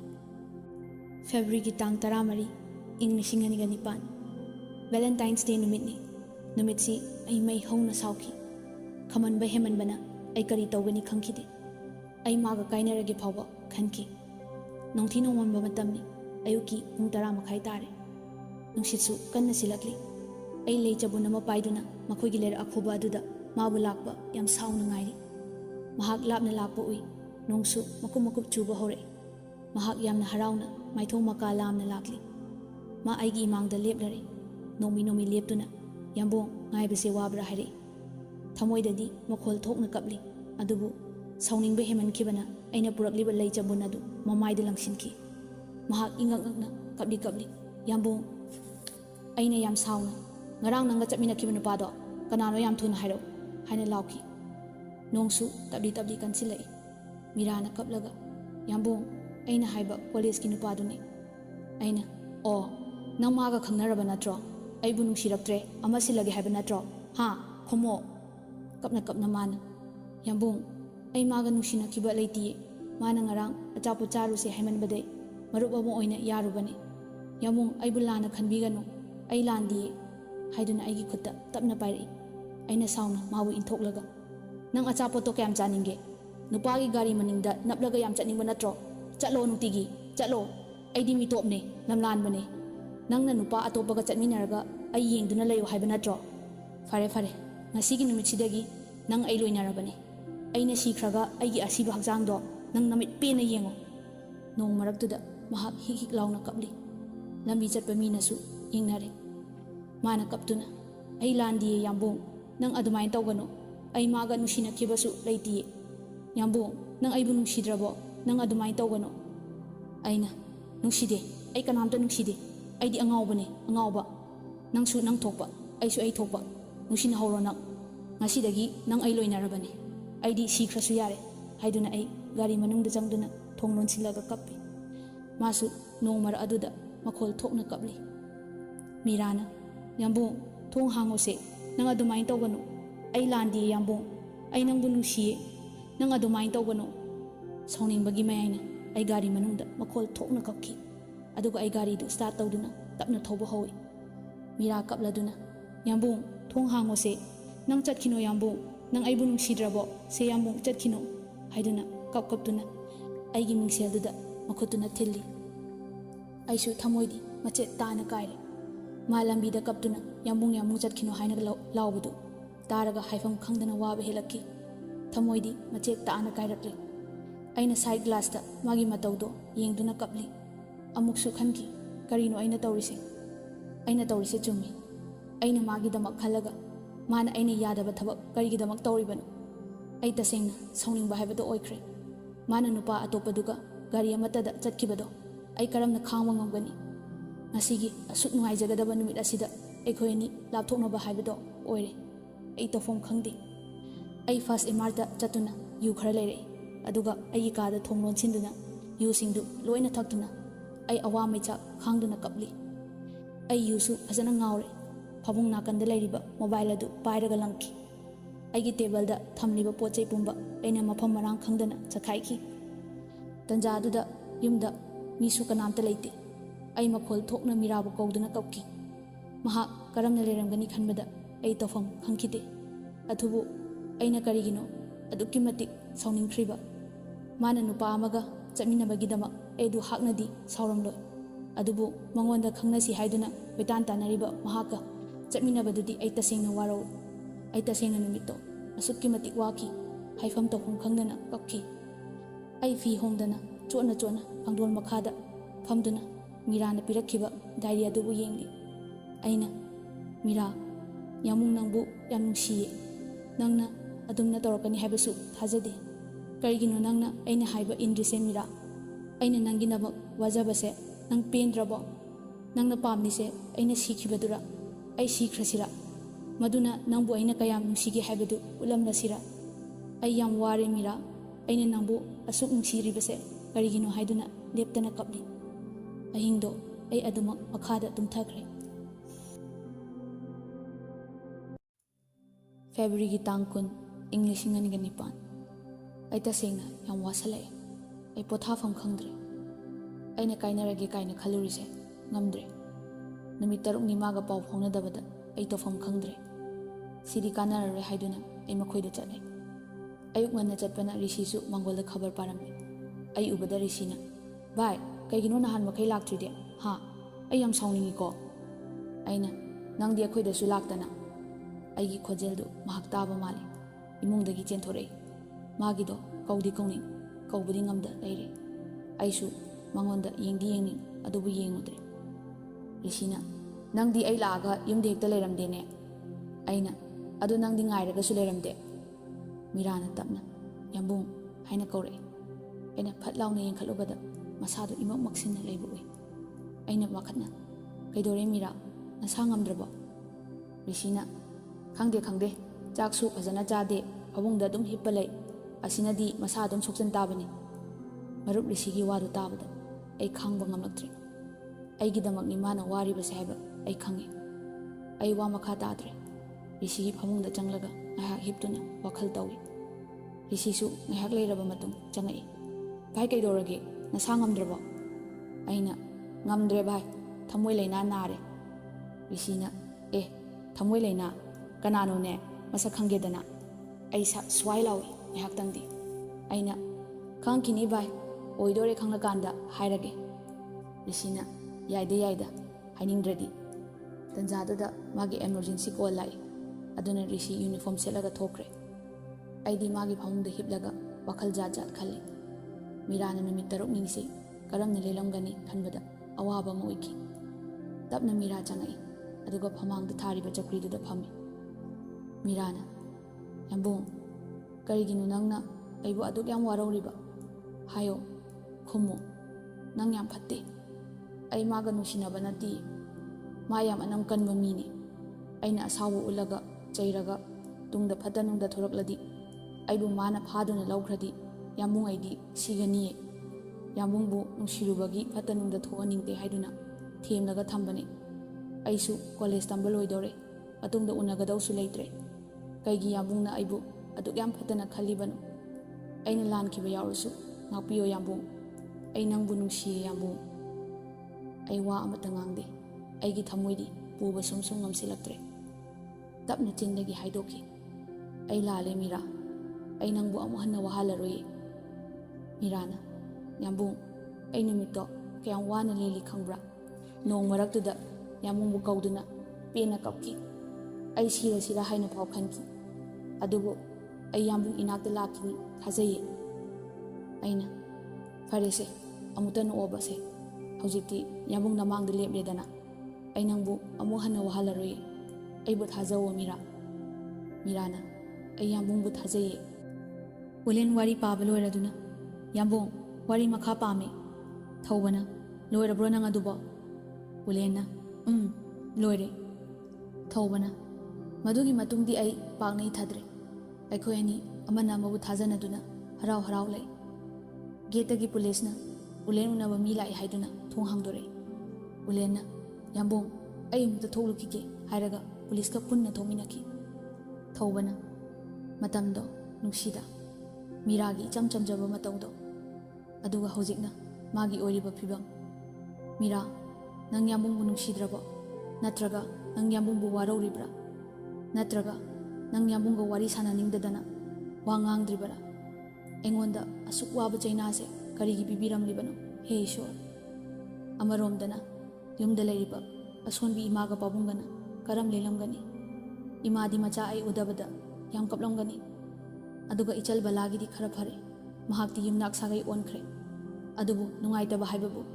Ichal na poloi setpado mabung aigi mitsina ujaningbani. Mabung ai ama ichau chau na leiringaida. Ichal gi kaina dan piba phau he ngamja haudeda. Nungsiba nangi mayai se kallida. Nungsiba haiba nahakki damakniko ngasi ai keishumshangda lelibase. Adubu ai isana harauje. Ai nungsiba da mai pakpa misak amani. Masidi aina angamba thongna utpani. Aina mabu mayum pankhinaba kayarak hai. Adubu mana ngamdana ngasisu aigidamak wariba. Oh, punsi khongsat haibasisu masira. Tungda karibu thoglagaba. Ulen su changai. Thoubana, kana lake ulen. Ulenna, yambung pabani. Aibu athuba matamda lautholani hai. Mihatpa ado aina te khanglakla mal. Thoubana, oh, achumba bulotuna kyam kuina leigani. Ulenna, yambung ai wari makhadudati pajage. Thoubana, ulen nang masigi makha parabadi nayamana mafamsida kamdongna leirakpano haibado soidana khanglaklani. Adubu nangna khanglaklaba matung nang kanadasu haidokanugo ulen. Ulenna, yambung aibu thajabiyu ai kanadasu haijaro. Thoubana makha tana boy khara pirami. Ulenna panthaba tawdana boy adu hangdoi. January gi tang manga ing 2008 haina tharami. Ulenna, yambung sidi January gi tang manga ing 2008 ni. Ing 2009 gi atai leibiragadi pajageba. Thoubana, ai madudi idre. Nungaiba punsi gi tangkakni. Thoina nungaiba sunate, waba sunate. Aduna isandre. Ulenna, phare yambung adudi ai pathajarage. January gi tang manga ing 2008. Numitsi aingonda yam sauningbo oina thoi. Aina office ta agi kada leiringai nupa ani khak changaki. Aduga lupa lakh 10 gi demand letter ama hek pisalai. Maram sungcha chadana laiba chedo aina mamangda segaiki. Nupa aduna, oh, somgi se yam phawai mongni ne. Kok yam lingbei mong neba. Aina maram chadana lupa lakh 10 piu haidana ekhoida akana ring singbasi tobinu. Aina bank asigi manager oire haidana aina hekta pi ngamdo paisa nate.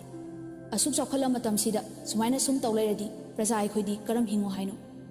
Nupa aduna adoda khangde tha ahumni matam piri madugi matung aikhoi lakani maduda senfa madu suna thambiramu ꯑꯩꯈꯣꯏ ꯆꯠꯂꯒꯦ ꯍꯥꯏꯗꯨꯅ ꯆꯠꯈ꯭ꯔꯦ ꯃꯣꯏꯁꯤ ꯅꯍꯥꯔꯣꯜꯃꯛꯇꯤ ꯅꯠꯇꯦ ꯈꯨꯠꯂꯥꯏꯗꯤ ꯄꯥꯏꯕ ꯊꯕꯛ ꯁꯨꯅꯤꯡꯗꯕ ꯀꯥꯡꯕꯨꯅꯤ ꯑꯩꯅ ꯔꯤꯁꯤꯗ phone ꯇꯧꯗꯨꯅ ꯂꯣꯏꯅ ꯍꯥꯏꯔꯦ ꯔꯤꯁꯤꯁꯨ ꯂꯥꯛꯑꯦ ꯃꯈꯣꯏꯒꯤ ꯋꯥꯉꯥꯡ ꯁꯉꯥꯡꯗꯨ ꯌꯦꯡꯂꯨꯔꯒꯗꯤ ꯇꯁꯦꯡꯅ ꯑꯟꯗꯔꯒ꯭ꯔꯥꯎꯟ ꯁꯨꯡꯅ ꯅꯠꯇꯦ ꯑꯗꯨꯕꯨ ꯗꯥꯏꯔꯦꯛ ꯀꯟꯐꯥꯔꯝꯗꯤ ꯇꯥꯗꯕꯅꯤꯅ ꯍꯦꯛ ꯑꯣꯏꯔꯝꯂꯣꯏ ꯍꯥꯏꯔꯁꯨ ꯌꯥꯗꯕ ꯑꯩꯅ ꯑꯣꯐꯤꯁꯀꯤ ꯃꯀꯣꯛ ꯊꯣꯡꯕ ꯑꯇꯩꯗꯁꯨ ꯂꯣꯏꯅ ꯄꯥꯎ ꯄꯤꯔꯦ ꯃꯌꯥꯝ ꯋꯥ ꯂꯣꯏꯅ ꯈꯟꯅꯔꯦ ꯐꯦꯕ꯭ꯔꯨꯋꯥꯔꯤꯒꯤ ꯇꯥꯡ 12 ꯏꯪ 2009 ꯉꯁꯤꯁꯨ ꯑꯃꯨꯛ ꯐꯣꯟꯗ ꯁꯦꯟꯐꯝꯗꯨ ꯂꯩꯕꯤꯔꯕ꯭ꯔꯥ ꯍꯥꯏꯅ ꯀꯤꯍꯜꯂꯛꯄꯒ ꯇꯧꯋꯦ ꯑꯩꯅ ꯊꯤꯅ ꯉꯥꯡꯉꯒ ꯐꯣꯟ ꯀꯛꯊꯠꯂꯦ ꯑꯩꯉꯣꯟꯗꯁꯨ ꯃꯁꯤꯅ ꯇꯦꯟꯁꯟ ꯂꯩꯍꯜꯂꯦ ꯃꯤꯔꯥꯅ ꯐꯥꯎ ꯍꯟꯗꯛꯇꯤ ꯃꯍꯧꯁꯥꯒ ꯏꯃꯥꯟ ꯃꯥꯟꯅꯗꯦ ꯍꯥꯏꯅ ꯑꯗꯨꯝ ꯍꯥꯏ ꯂꯩꯔꯕꯅꯤ ꯃꯥꯔꯆꯀꯤ ꯇꯥꯡ 13 ꯏꯪ 2009 ꯉꯁꯤꯒꯤ ꯅꯨꯃꯤꯠꯁꯦ ꯑꯩ ꯇꯁꯦꯡꯅ ꯏꯀꯥꯏ ꯑꯗꯨꯕꯨ ꯅꯣꯡꯃ ꯅꯠꯇ꯭ꯔꯒ ꯅꯣꯡꯃꯗꯤ ꯈꯪꯗꯧ ꯂꯩꯔꯕ ꯋꯥꯐꯝꯅꯤ ꯍꯥꯏꯅ ꯑꯩ ꯐꯥꯊꯖꯔꯦ ꯃꯤꯔꯥꯅ ꯑꯩꯉꯣꯟꯗ ꯐꯣꯟ ꯇꯧꯔꯛꯑꯦ ꯑꯩꯅ ꯍꯦꯜꯂꯣ ꯃꯤꯔꯥꯅ ꯌꯥꯝꯕꯣꯡ ꯑꯩꯅ ꯇꯥꯏ ꯍꯥꯏꯔꯛꯑꯣ ꯃꯤꯔꯥꯅ ꯑꯗꯨꯕꯨꯔꯣ ꯉꯁꯤꯁꯦ ꯑꯩꯅꯅꯦ ꯇꯥꯃꯣꯗ ꯑꯩꯈꯣꯏꯅꯤ ꯈꯪꯅꯩ ꯍꯥꯏꯅ ꯍꯥꯏꯗꯣꯛꯈ꯭ꯔꯦ ꯑꯩꯅ ꯍꯥ ꯀꯔꯤ ꯃꯥꯗꯤ ꯀꯔꯤ ꯍꯥꯏꯔꯦ ꯏꯀꯥꯏꯖꯔꯦꯗ ꯃꯤꯔꯥꯅ ꯍꯣ ꯍꯧꯖꯤꯛꯇꯤ ꯏꯀꯥꯏꯕꯩ ꯃꯇꯝ ꯅꯠꯇ꯭ꯔꯦ ꯑꯩꯁꯨ ꯃꯥꯅ ꯈꯪꯗ꯭ꯔꯤꯉꯩ ꯆꯥꯟꯁ ꯌꯦꯡꯉꯒ ꯍꯥꯏꯍꯧꯔꯤꯅꯤ ꯑꯩꯅ ꯑꯗꯨꯕꯨ ꯀꯔꯤ ꯍꯥꯏꯔꯛꯀꯦꯕ ꯃꯤꯔꯥꯅ ꯌꯥꯝ ꯉꯝꯃꯤ ꯑꯩꯅ ꯑꯩꯁꯦ ꯏꯀꯥꯏꯔꯦꯗ ꯃꯤꯔꯥꯅ ꯅꯠꯇꯦ ꯑꯩꯅꯅꯦ ꯌꯥꯝꯕꯨꯡꯒ ꯑꯩꯒ ꯈꯪꯅꯕ ꯆꯍꯤ 2 ꯐꯥꯔꯦ ꯇꯥꯃꯣ ꯍꯥꯏꯕ ꯑꯗꯨꯗ ꯇꯥꯃꯣꯅ ꯍꯣꯏꯅꯦ ꯐꯔꯦꯅꯦ ꯍꯥꯏꯔꯛꯄ ꯑꯗꯨꯗ ꯑꯩꯅ ꯑꯗꯨꯏ ꯈꯨꯈꯪꯅꯗꯣ ꯅꯠꯇꯦ ꯇꯥꯃꯣ ꯅꯨꯡꯁꯤꯅꯩꯅꯦ ꯍꯥꯏꯔꯒ ꯏꯃꯥꯏ ꯃꯅꯥꯛꯇ ꯍꯣꯠꯇꯅ ꯆꯦꯟꯁꯤꯜꯂꯦ ꯑꯗꯨꯗꯩ ꯃꯥꯅ ꯑꯩ ꯃꯔꯨꯞꯇ ꯅꯪꯅ ꯏꯔꯥꯡ ꯇꯧꯁꯤꯜꯂꯤꯗோ ꯑꯩ ꯏꯖꯠ ꯌꯣꯜꯂꯤꯔꯥ ꯍꯥꯏꯅ ꯆꯩꯔꯛꯏ ꯑꯗꯨꯗ ꯑꯩꯅ ꯃꯥꯅ ꯏꯔꯥꯡ ꯇꯧꯔꯛꯄꯅꯤ ꯏꯃꯥꯅꯁꯨ ꯈꯪꯕꯅꯤ ꯍꯥꯏꯔꯦ ꯑꯩꯅ ꯑꯣ ꯅꯪꯗꯤ ꯑꯩꯁꯦ ꯌꯨꯝ ꯆꯪꯕ ꯉꯝꯗꯅꯕ ꯍꯣꯠꯅꯔꯦ ꯃꯤꯔꯥꯅ ꯉꯥꯏꯈꯣ ꯇꯥꯈꯣ ꯑꯗꯒꯤ ꯏꯃꯥꯅ ꯃꯤ ꯄꯥꯈꯪ ꯂꯩꯁꯥꯕꯤ ꯅꯨꯡꯁꯤꯅꯕꯕꯨ ꯀꯩꯅꯣ ꯏꯃꯥꯅ ꯌꯥꯔꯦꯅ ꯍꯥꯏꯖꯜꯂꯦ ꯑꯗꯒꯤꯗꯤ ꯇꯥꯃꯣꯁꯨ ꯅꯁꯥ ꯌꯥꯅꯔꯗꯤ ꯀꯥꯏꯗꯦꯗ ꯐꯅꯕꯨ ꯍꯩꯅ ꯅꯨꯡꯁꯤꯅꯔꯝꯃꯤ ꯌꯥꯏꯌꯦ ꯍꯥꯏꯔꯒ ꯑꯗꯨꯝ ꯇꯨꯃꯤꯟ ꯂꯩꯈ꯭ꯔꯦ ꯑꯩꯅ ꯇꯧꯀꯣ ꯅꯪ ꯇꯧꯀꯣ ꯍꯥꯏꯁꯤꯅꯤ ꯑꯩ ꯅꯣꯏꯗꯒ ꯂꯥꯛꯄ ꯉꯝꯗꯧ ꯃꯥꯟꯗꯦ ꯃꯤꯔꯥꯅ ꯍꯣꯏ ꯏꯕꯨꯡꯉꯣ ꯅꯪꯗ ꯈꯪꯗꯕ ꯑꯗꯨꯝ ꯁꯥꯔꯒ ꯂꯩ ꯇꯥꯃꯣꯅꯗꯤ ꯀꯔꯤꯝ ꯍꯥꯏꯔꯛꯑꯣꯏ ꯈꯪꯉꯕꯣ ꯑꯩꯅ ꯍꯥꯏꯔꯛꯑꯣꯏ ꯀꯩꯕꯨ ꯍꯥꯏꯒꯅꯤ ꯑꯩꯕꯨ ꯔꯤꯁꯤꯒ ꯋꯥꯔꯤ ꯁꯥꯟꯅꯕ ꯉꯝꯗꯧ ꯃꯥꯟꯈꯤꯗ꯭ꯔꯦꯗ ꯃꯤꯔꯥꯅ ꯉꯝꯗ꯭ꯔꯒ ꯁꯥꯎꯔꯅꯨ ꯑꯗꯨꯅ ꯍꯦꯛ ꯐꯔꯦ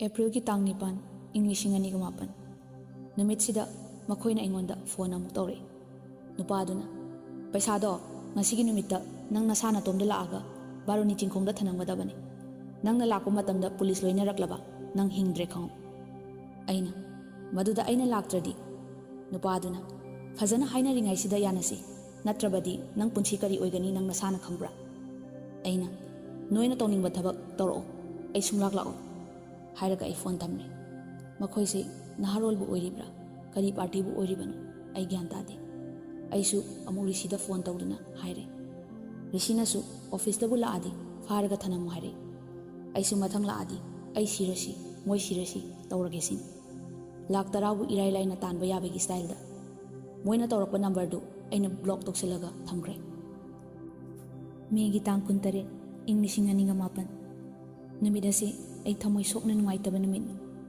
ꯃꯤꯔꯥꯒꯤ ꯕꯔꯊꯗꯦꯅꯤ ꯍꯥꯏꯗꯨꯅ ꯑꯩꯈꯣꯏꯅꯤ ꯅꯍꯥꯟꯋꯥꯏ ꯎꯅꯈꯤꯕ ꯂꯝꯍꯥꯡ ꯑꯗꯨꯗ ꯆꯠꯂꯦ ꯃꯤꯔꯥꯅ ꯌꯥꯝꯕꯣꯡ ꯃꯐꯝꯁꯦ ꯌꯥꯝ ꯅꯨꯡꯁꯤꯀꯣ ꯑꯩꯈꯣꯏ ꯑꯅꯤꯅ ꯅꯨꯡꯁꯤ ꯆꯤꯔꯣꯜ ꯀꯌꯥ ꯇꯧꯈꯤꯕ ꯃꯐꯝꯗꯨꯅꯤ ꯑꯩꯅ ꯅꯃꯤꯠꯇꯨ ꯑꯣꯏꯁꯜꯂꯣ ꯑꯝꯇ ꯃꯤꯔꯥꯅ ꯑꯩꯅ ꯌꯥꯔꯦ ꯄꯥꯡꯊꯣꯛꯑꯣ ꯍꯥꯏꯔꯗꯨꯅ ꯐ꯭ꯔꯦꯁ ꯔꯣꯁ ꯆꯕꯨꯜ ꯑꯃ ꯄꯤꯔꯝꯃꯤ ꯃꯤꯔꯥꯅ ꯊꯦꯡꯛꯁ ꯌꯥꯝꯕꯣꯡ ꯌꯥꯝ ꯐꯖꯩꯌꯦ ꯃꯥꯅ ꯃꯌꯥꯝ ꯃꯔꯛꯇꯒꯤ ꯐꯖꯕ ꯑꯃꯈꯛ ꯁꯠꯇꯣꯛꯂꯒ ꯑꯩꯉꯣꯟꯗ ꯑꯃꯨꯛ ꯄꯤꯔꯛꯏ ꯑꯩꯅ ꯀꯩꯒꯤꯅꯣ ꯁꯤꯅ ꯃꯤꯔꯥꯅ ꯅꯨꯡꯁꯤꯕꯩ ꯑꯩꯅ ꯉꯁꯤꯗꯤ ꯅꯪꯁꯦ ꯌꯥꯝꯅ ꯐꯖꯩ ꯃꯤꯔꯥ ꯌꯦꯡꯕꯒꯤ ꯄꯦꯟꯕ ꯅꯥꯏꯗꯦ ꯑꯁꯨꯛ ꯅꯤꯡꯊꯤꯖꯕꯤ ꯏꯆꯝ ꯆꯝꯖꯔꯕꯤ ꯅꯪꯕు ꯅꯣꯡꯃꯗꯤ ꯏꯅꯥꯛꯇ ꯂꯦꯡꯗꯅ ꯂꯩꯔꯅꯤ ꯈꯟꯕꯗ ꯀꯌꯥꯒꯤ ꯃꯇꯤꯛ ꯍꯔꯥꯎꯏ ꯈꯪꯕ꯭ꯔꯥ ꯃꯤꯔꯥꯅ ꯑꯩꯁꯨ ꯊꯥꯖꯔꯨꯗꯦ ꯑꯁꯨꯝꯅ ꯌꯥꯝꯕꯨꯡꯅ ꯑꯩꯕꯨ ꯑꯁꯨꯛꯀꯤ ꯃꯇꯤꯛ ꯅꯨꯡꯁꯤꯕꯤꯔꯝꯒꯅꯤ ꯍꯥꯏꯕ ꯌꯥꯝꯕꯨꯡ ꯑꯩ ꯅꯪ ꯅꯠꯇꯅꯁꯨ ꯌꯨꯝ ꯄꯥꯜꯂꯨ ꯄꯨꯟꯁꯤꯁꯦ ꯌꯥꯝꯕꯨꯡꯒꯤꯗꯃꯛ ꯀꯠꯊꯣꯛꯈ꯭ꯔꯕꯅꯤ ꯑꯩꯅ ꯑꯗꯣ ꯃꯤꯔꯥ ꯑꯩꯁꯨ ꯃꯇꯤꯛ ꯆꯥꯔꯦ ꯍꯧꯖꯤꯛꯇꯤ ꯑꯩꯈꯣꯏꯅꯤ ꯆꯦꯟꯈ꯭ꯔꯁꯤꯔ ꯉꯁꯤꯗꯤ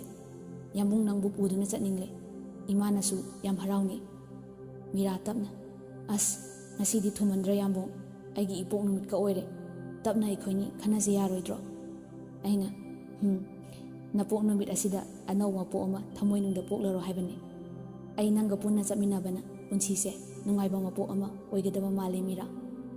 Meera aingonda onsilaktuna aigi mitta munna yenglei. Aigi khut ani se magi makhutuna chepna pairai. Meerana fare yambung yambungna puningma mafamda puro ngasidi yambungna haibada aina yadaba haibase ai isana ira langsinba oirani. Aina purage ngasidi thamoigi leikolda naningtamna satlaro leisatto. Asumna nungsi wari sabada ngairi. Nahan diman la amba nupa anidu kadomdagino gari thongzalekhi. Nupa aduna sida hero saraga leibiramdi aikoina haiba wada thawai usittaba. Aina ngasidi madu wado tokse nupisu wat yawi kona tawrase. Nupa aduna nupi yawi di kaino ha nang yam faurene haiduna ingonda ilei. Meerana yambung. Aina Meera nang khara lapna layo se anidu aingonda changsilaktuna phuba horai. Nupa aduna nang yam fauren ha ngasidi nang para ama tambiba tare. Aisu fana kanna funare. Nupa amadi aina makoktu garida sujinduna gyan taduna leiri. Nupa amaduna kadomdagino khangde nongmay ama puthorokduna aingonda kapnaba tawri. Aina madudi tawna phatte. Nupa aduna nang ngasidi lanbiragene ha. Meerana tunglomde nung khara chawba ama khungatlaga tungda nupadugi makokta thomai. Nupaduna nadana matung sat onthokpada aina nongmaidu kakhatli. Nupaduga aiga namnaduna funare. Meera su pakhatana koirau lauri. Nupaduna aibu namsilaga khawri kanna melei. Aisu magi makhutto lokthoknabu honari. Tungdagi Meerana nupaduda nongmaidu khunduna kapai. Nupa adu mafamduda adumak sire. Aina chinsinduna Meerabu konsili. Meerana yambung aimi hatle yambung. Aina magi machindubu aigi khutsina mensili. Aina madu haigano Meera nang aibu tasengna nusiradi madu haigano mi ase aina hatpane. Meerana natti yambung aina ni haiduna musadu thakthakni. Aina Meera mi se aina hatpane nang hatpane hek haiba matamda ai nangi namangda siganu. Meerana yambung kaino nang haidubo aina ni haiduna kapli. Nomai makhol taraduna maira paibi myam chinsilai. Mayamda wari pomba loina liri adubu siriba nupa asimadi aina hatpane haire. Maira paibi amana ibungo ima hoisu kari haigani nang lalambe yai chumlambe yai adubu nang na mi se hatlurabanina nang lale ado police laklaga kaino khanaba haiduni. Meerana yambung. Aina Meera yambung siba pambra mawa makha tade mathanta kapchai. Aisu mabu nungsirubanina pumnamak mayoknarage leple. Police laktuna aiga nupa amaduga makhoi office ta pure. Pabung hoi rishi hoi su loina lai. Adubu ai isana hatpane haina adum khumle. Ai lande haiba mayam loina khangi. Adubu shiriba midu sangha khara chawba achamba midi oiramdre. Naharon sajinaduna ngausinaba pakhang macha singni. Imung na amadi leikaina case thangalai. Case tasu ai isana hatpane haina adum khumle. Aina si haidrabadi Meera su kokholakpa yai. Mabu kokholabadi asengbado haidoklani khanbana ai isana mi hatpane hainaba honare. Ai atai karingta khande Meera gi punsibu kannaba ai makhatana case tu chathanba ai paungkhite. Pabunga rishiganadi makhatana case tu chathanaba honagi haibani. Adubu aina punamak thingbani. Court gi matung ina ai punsi chupa jail da laiba haina yanare. Aisu harau adumak yaki. June gi tang tara English ngani ga mapan. Meera jail da laki. Meera na kaptuna yambung ai nang yaudana karamne ithanda leho haibano. Aisu kappe. Meera masine punsi haibase kapkano adumna. Yambung nangbu yam nungsiye. Meera na kaptuna yambung ai mayamda asengbodo haidoklage. Yambung na mafamsida leibase ai yam waye. Aina ai hana halamu aduga nangi apambado pangtho Meera. Meera kaptuna yambung adumna haigano ai nangbu nungsiye. Aikhoi yumda nang laktabase ai yam waye. Tamosu nunti kappe. Nang lao yambung nang lao.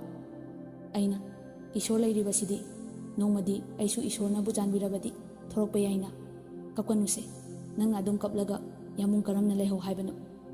Meerana yambung nangbu makhoina phubra hayo. Aina phude ai kanamtana phudiye ai yam nungai yambung nungai na leiriye. Meerana kaptuna khange yambung ai loina khange ai yam waye. Numidang wairam yambung na hek lakpado ningsinglaga ai yam kappe. Chaksu chade yambung na ai ipok numita ꯄꯤꯔꯝꯕ ꯂꯩꯁꯤꯡꯗꯣ ꯉꯁꯤꯁꯨ ꯑꯩꯅ ꯆꯦꯛꯁꯤꯟꯅ ꯊꯝꯂꯤ꯫ ꯑꯩꯅ "ꯇꯣꯛꯑꯣ ꯃꯤꯔꯥ, ꯌꯥꯝꯕꯨꯡ ꯈꯥꯡꯕ ꯉꯝꯗ꯭ꯔꯦ." ꯃꯤꯔꯥꯅ "ꯌꯥꯝꯕꯨꯡꯅ ꯃꯐꯝꯁꯤꯗ ꯂꯩꯔꯤꯕꯁꯦ ꯅꯔꯥꯜ ꯁꯨꯡꯂꯩ ꯂꯩꯇꯅ ꯑꯩꯒꯤꯗꯃꯛꯅꯤꯀꯣ꯫ ꯑꯩ ꯌꯥꯝꯕꯨꯡꯕꯨ ꯊꯣꯔꯛꯄ ꯃꯄꯣꯛꯁꯤꯃꯒꯤ ꯉꯥꯏꯈꯤꯒꯅꯤꯌꯦ, ꯑꯩ ꯌꯥꯝꯕꯨꯡꯕꯨ ꯊꯣꯛꯂꯛꯄ ꯉꯥꯏꯒꯅꯤꯌꯦ" ꯍꯥꯏꯗꯨꯅ ꯀꯞꯂꯤ꯫ ꯑꯣꯛꯇꯣꯕꯔꯒꯤ ꯇꯥꯡ 13, ꯏꯪ 2016 ꯅꯨꯃꯤꯠꯁꯤ ꯑꯩ ꯌꯥꯝꯅ ꯀꯞꯈꯤ, ꯌꯥꯝꯅꯁꯨ ꯋꯥꯈꯤ꯫ ꯑꯩꯅ ꯃꯥꯕꯨ ꯆꯩꯕꯤꯈꯤ꯫ ꯅꯨꯃꯤꯠꯁꯤꯗꯒꯤ ꯃꯥ ꯑꯩꯒꯤ ꯅꯥꯛꯇ ꯑꯃꯨꯛ ꯍꯟꯅ ꯂꯥꯛꯈꯤꯗ꯭ꯔꯦ꯫ ꯃꯤꯔꯥꯅ "ꯌꯥꯝꯕꯨꯡ, ꯀꯝꯗꯧꯔꯤ, ꯅꯨꯡꯉꯥꯏꯔꯤꯀꯣ?" ꯑꯩꯅ "ꯅꯨꯡꯉꯥꯏꯔꯤ, ꯑꯩꯅ ꯅꯪ ꯃꯐꯝꯁꯤꯗ ꯇꯣꯏꯅ ꯂꯥꯛꯀꯅꯨ ꯍꯥꯏꯕ ꯅꯠꯇ꯭ꯔꯥ?" ꯃꯤꯔꯥꯅ "ꯀꯩꯅꯣ ꯌꯥꯝꯕꯨꯡꯅ ꯍꯥꯏꯔꯤꯗꯣ? ꯑꯩꯅ ꯃꯐꯝꯁꯤꯗ ꯂꯥꯛꯇꯅ ꯀꯗꯥꯏꯗ ꯆꯠꯂꯣ ꯍꯥꯏꯕꯅꯣ?" ꯑꯩꯅ "ꯃꯤꯔꯥ, ꯅꯪ ꯑꯩ ꯂꯥꯏꯕꯛꯇ ꯊꯨꯡꯅꯧ ꯍꯥꯏꯅ ꯇꯝꯂꯝꯗ꯭ꯔꯦ, ꯅꯪ ꯌꯥꯝꯕꯨꯡꯕꯨ ꯀꯥꯎꯊꯣꯛꯄ ꯇꯝꯂꯣ, ꯅꯪ ꯌꯨꯝ ꯄꯥꯟꯅꯕ ꯇꯧꯔꯣ ꯃꯤꯔꯥ, ꯌꯨꯝ ꯄꯥꯟꯅꯕ ꯇꯧꯔꯣ."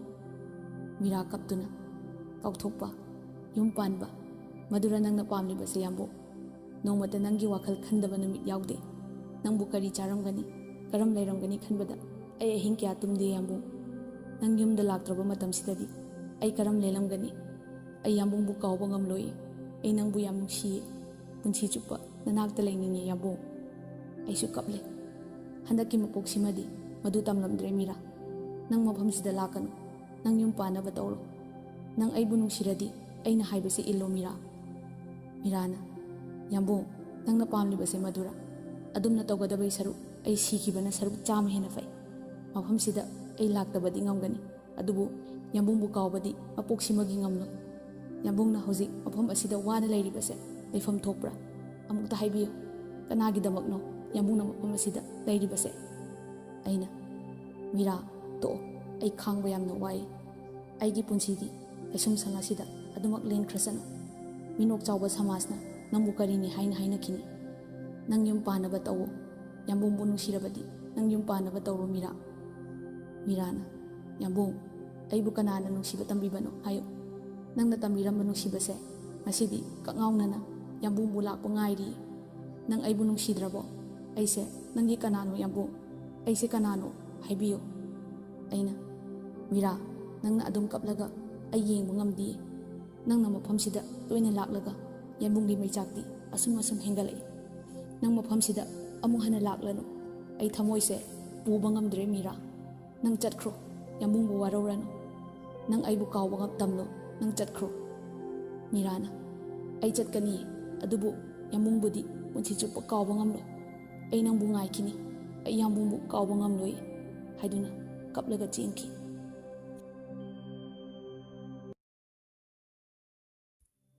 ꯎꯂꯦꯟꯅ, ꯌꯥꯝꯕꯨꯡ, ꯃꯁꯤꯒꯤ ꯃꯈꯥ ꯇꯥꯕ ꯋꯥꯔꯤꯗꯤ? ꯊꯧꯕꯅ, ꯃꯈꯥ ꯇꯥꯕ ꯋꯥꯔꯤ ꯍꯥꯏꯕꯕꯨ ꯖꯦꯜꯒꯤ ꯀꯥꯅꯨꯡꯁꯤꯗ ꯑꯩꯅ ꯃꯍꯥꯛ ꯂꯥꯛꯇ꯭ꯔꯕ ꯃꯇꯨꯡ ꯀꯔꯝꯅ ꯂꯦꯜꯂꯛꯈꯤꯕ ꯑꯗꯨ ꯃꯉꯥꯏꯔꯦ. ꯃꯥ ꯅꯨꯃꯤꯠ ꯑꯗꯨꯗꯒꯤ ꯂꯥꯛꯈꯤꯗ꯭ꯔꯦ. ꯃꯥ ꯑꯩꯒꯤ ꯋꯥꯔꯤꯗꯤ ꯃꯗꯨꯅ ꯂꯣꯏꯔꯦ ꯎꯂꯦꯟ. ꯎꯂꯦꯟꯅ, ꯌꯥꯝꯕꯨꯡ, ꯄꯨꯟꯁꯤꯁꯦ ꯑꯉꯛꯄꯅ ꯊꯜꯂꯦ ꯍꯥꯏꯕꯗꯨꯅꯤ. ꯂꯥꯏꯕꯛꯇ ꯇꯝꯈ꯭ꯔꯕ ꯄꯣꯠꯄꯨ ꯀꯔꯝꯅ ꯈꯦꯠꯇꯨꯅ ꯆꯠꯄ ꯉꯝꯒꯅꯤ? ꯑꯗꯨꯕꯨ ꯌꯥꯝꯕꯨꯡ ꯖꯦꯜꯗ ꯂꯩꯐꯝꯗꯤ ꯊꯣꯛꯇꯕ꯭ꯔꯥ ꯍꯥꯏꯅ ꯈꯜꯂꯤ. ꯊꯧꯕꯅ, ꯂꯩꯐꯝꯕꯨꯗꯤ ꯊꯣꯛꯇꯦ. ꯃꯔꯥꯜ ꯂꯩꯔꯦ ꯍꯥꯏꯗꯨꯅ ꯃꯤꯕꯨ ꯍꯥꯠꯄ ꯌꯥꯕꯒꯤ ꯑꯌꯥꯕꯗꯤ ꯂꯩꯇꯕꯅ, ꯑꯃꯗꯤ ꯁꯤꯔꯤꯕ ꯏꯃꯨꯡ ꯑꯗꯨꯅ ꯀꯦꯁꯁꯨ ꯊꯥꯡꯒꯠꯂꯛꯄꯒ. ꯍꯣꯏ, ꯁꯦꯜꯐ ꯗꯤꯐꯦꯟꯁꯅꯤ ꯍꯥꯏꯗꯨꯅ ꯀꯦꯁ ꯃꯈꯥ ꯇꯥꯅ ꯌꯦꯠꯅꯕ ꯌꯥꯏ.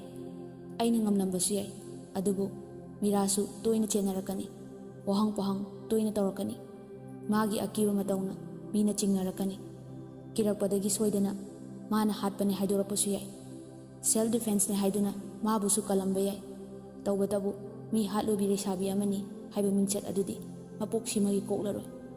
ꯑꯗꯨꯅ ꯃꯔꯝ ꯑꯣꯏꯔꯒ ꯃꯥꯒꯤ ꯄꯨꯟꯁꯤ ꯁꯣꯏꯔꯛꯄꯁꯨ ꯌꯥꯏ. ꯏꯀꯥꯏꯕꯗꯒꯤ ꯊꯣꯛꯍꯟꯅꯤꯡꯗꯕ ꯊꯧꯗꯣꯛ ꯊꯣꯔꯛꯂꯕꯗꯤ ꯃꯥꯡꯖꯒꯗꯧꯔꯤꯕꯁꯦ ꯑꯩꯅꯤ. ꯃꯁꯤ ꯄꯨꯝꯅꯃꯛ ꯑꯁꯦ ꯊꯣꯛꯍꯟꯅꯤꯡꯈꯤꯗꯦ, ꯑꯃꯗꯤ ꯑꯩꯅ ꯃꯤꯔꯥꯒꯤ ꯏꯖꯠꯄꯨ ꯀꯟꯅꯤꯡꯕꯒ ꯀꯦꯁ ꯑꯗꯨ ꯑꯩ ꯏꯁꯥꯅ ꯌꯥꯅ ꯄꯨꯂꯞ ꯊꯨꯞꯆꯤꯟꯈꯤꯕꯅꯤ ꯎꯂꯦꯟ. ꯎꯂꯦꯟꯅ, ꯌꯥꯝꯕꯨꯡ, ꯀꯔꯤꯁꯨ ꯈꯜꯂꯨꯔꯅꯨ. ꯆꯍꯤ 2ꯗ ꯉꯥꯏꯔꯦꯗꯅ. ꯌꯨꯝꯗ ꯊꯣꯔꯛꯂꯒ ꯏꯆꯦ ꯃꯤꯔꯥꯒ ꯆꯥꯎꯅ ꯍꯣꯡꯗꯣꯛꯑꯁꯤ. ꯅꯅꯥꯎꯁꯨ ꯑꯉꯝꯕ ꯃꯇꯦꯡ ꯄꯥꯡꯒꯦ. ꯊꯧꯕꯅ, ꯍꯧꯖꯤꯛꯄꯨ ꯂꯨꯍꯣꯡꯕ, ꯑꯗꯨꯒ ꯃꯥꯅ ꯑꯣꯏꯔꯤꯕ ꯐꯤꯕꯝ ꯑꯗꯨꯒ?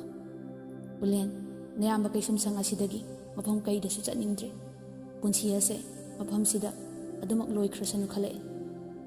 ꯎꯂꯦꯟꯅ, ꯑꯗꯨꯝꯅ ꯍꯥꯏꯔꯤꯗꯤ ꯌꯥꯝꯕꯨꯡ, ꯅꯤꯡꯍꯟꯅꯕ ꯇꯧꯕꯤꯒꯅꯨ.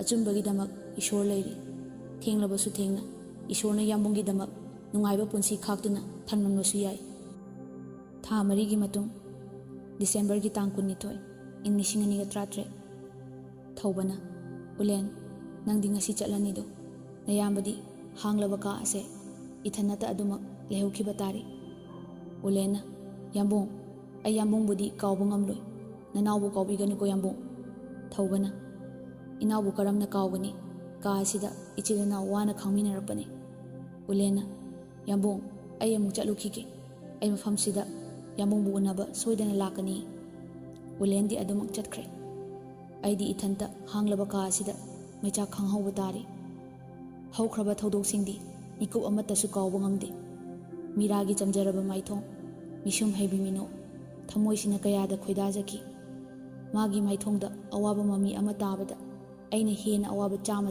ꯑꯣꯏꯈꯤ ꯑꯗꯨꯒ ꯍꯧꯖꯤꯛꯅ ꯃꯤꯔꯣꯜ ꯇꯥꯗ꯭ꯔꯕꯤ ꯑꯃꯒꯨꯝ ꯑꯩꯒꯤ ꯋꯥꯈꯜꯗ ꯂꯥꯏꯅꯤꯡ ꯑꯣꯏꯗꯨꯅ ꯑꯩꯕꯨ ꯁꯣꯟꯗꯨꯅ ꯂꯩꯔꯤꯕ ꯃꯥꯒꯤ ꯃꯇꯧꯗꯨꯅ ꯍꯥꯡꯂꯕ ꯀꯥꯅꯨꯡꯁꯤꯗ ꯊꯃꯣꯏꯗꯤ ꯃꯁꯤꯡ ꯊꯤꯉꯝꯗꯅ ꯃꯩꯆꯥꯛ ꯅꯣꯡꯃ ꯅꯣꯡꯃꯒꯤ ꯍꯦꯟꯒꯠꯂꯛꯏ ꯃꯇꯝꯗꯤ ꯂꯦꯞꯄ ꯂꯩꯇꯅ ꯑꯗꯨꯃꯛ ꯆꯠꯈꯤ ꯍꯥꯡꯂꯕ ꯖꯦꯜꯒꯤ ꯀꯥꯅꯨꯡ ꯑꯗꯨꯗ ꯊꯧꯕꯒꯤꯗꯤ ꯑꯋꯥ ꯅꯨꯡꯉꯥꯏ ꯄꯨꯝꯅꯃꯛ ꯂꯣꯏꯅꯗꯨꯅ ꯑꯗꯨꯃꯛ ꯆꯠꯂꯤ ꯆꯍꯤ 1.5ꯒꯤ ꯃꯇꯨꯡ ꯊꯧꯕꯒꯤ ꯌꯨꯝꯗ ꯁꯥꯕꯤꯇ꯭ꯔꯤꯅ ꯃꯈꯣꯏ ꯄꯥꯕꯨꯡ ꯍꯧꯖꯤꯛꯐꯥꯎ ꯐꯤ ꯍꯣꯡꯕ ꯂꯣꯏꯕꯤꯗ꯭ꯔꯤꯕꯣ ꯏꯆꯥꯗꯣ ꯑꯩꯈꯣꯏꯕꯨ ꯋꯥꯅ ꯉꯥꯏꯔꯝꯂꯅꯤꯌꯦ ꯍꯔꯤꯗꯥꯁꯅ ꯂꯣꯏꯔꯦ ꯃꯃꯥ ꯊꯣꯛꯑꯣ ꯑꯩꯁꯨ ꯏꯆꯥꯕꯨ ꯊꯨꯅ ꯂꯧꯔꯨꯗꯕ ꯌꯥꯗꯦ ꯊꯧꯕꯅ ꯑꯩ ꯉꯁꯤꯗꯤ ꯑꯃꯨꯛ ꯅꯧꯍꯧꯅꯅ ꯅꯨꯡꯁꯤꯔꯕ ꯌꯨꯝ ꯑꯗꯨꯗ ꯑꯃꯨꯛ ꯑꯣ ꯃꯤꯔꯥꯗꯣ ꯃꯤꯀꯨꯞ ꯑꯁꯤꯗ ꯎꯅꯤꯡꯈ꯭ꯔꯦꯗ ꯃꯥꯕꯨ ꯍꯥꯟꯅꯒꯨꯝ ꯑꯗꯨꯃꯛ ꯂꯩꯔꯤꯕ ꯖꯥꯠꯂ ꯋꯥꯈꯜ ꯑꯁꯦ ꯆꯔꯥꯡꯅꯈ꯭ꯔꯦꯗ ꯇꯟꯖꯥ ꯑꯗꯨꯗ ꯔꯤꯁꯤ ꯂꯥꯛꯏ ꯃꯔꯨꯞ ꯑꯩ ꯃꯔꯨꯞꯄꯨ ꯂꯧꯕ ꯂꯥꯛꯑꯕꯅꯤ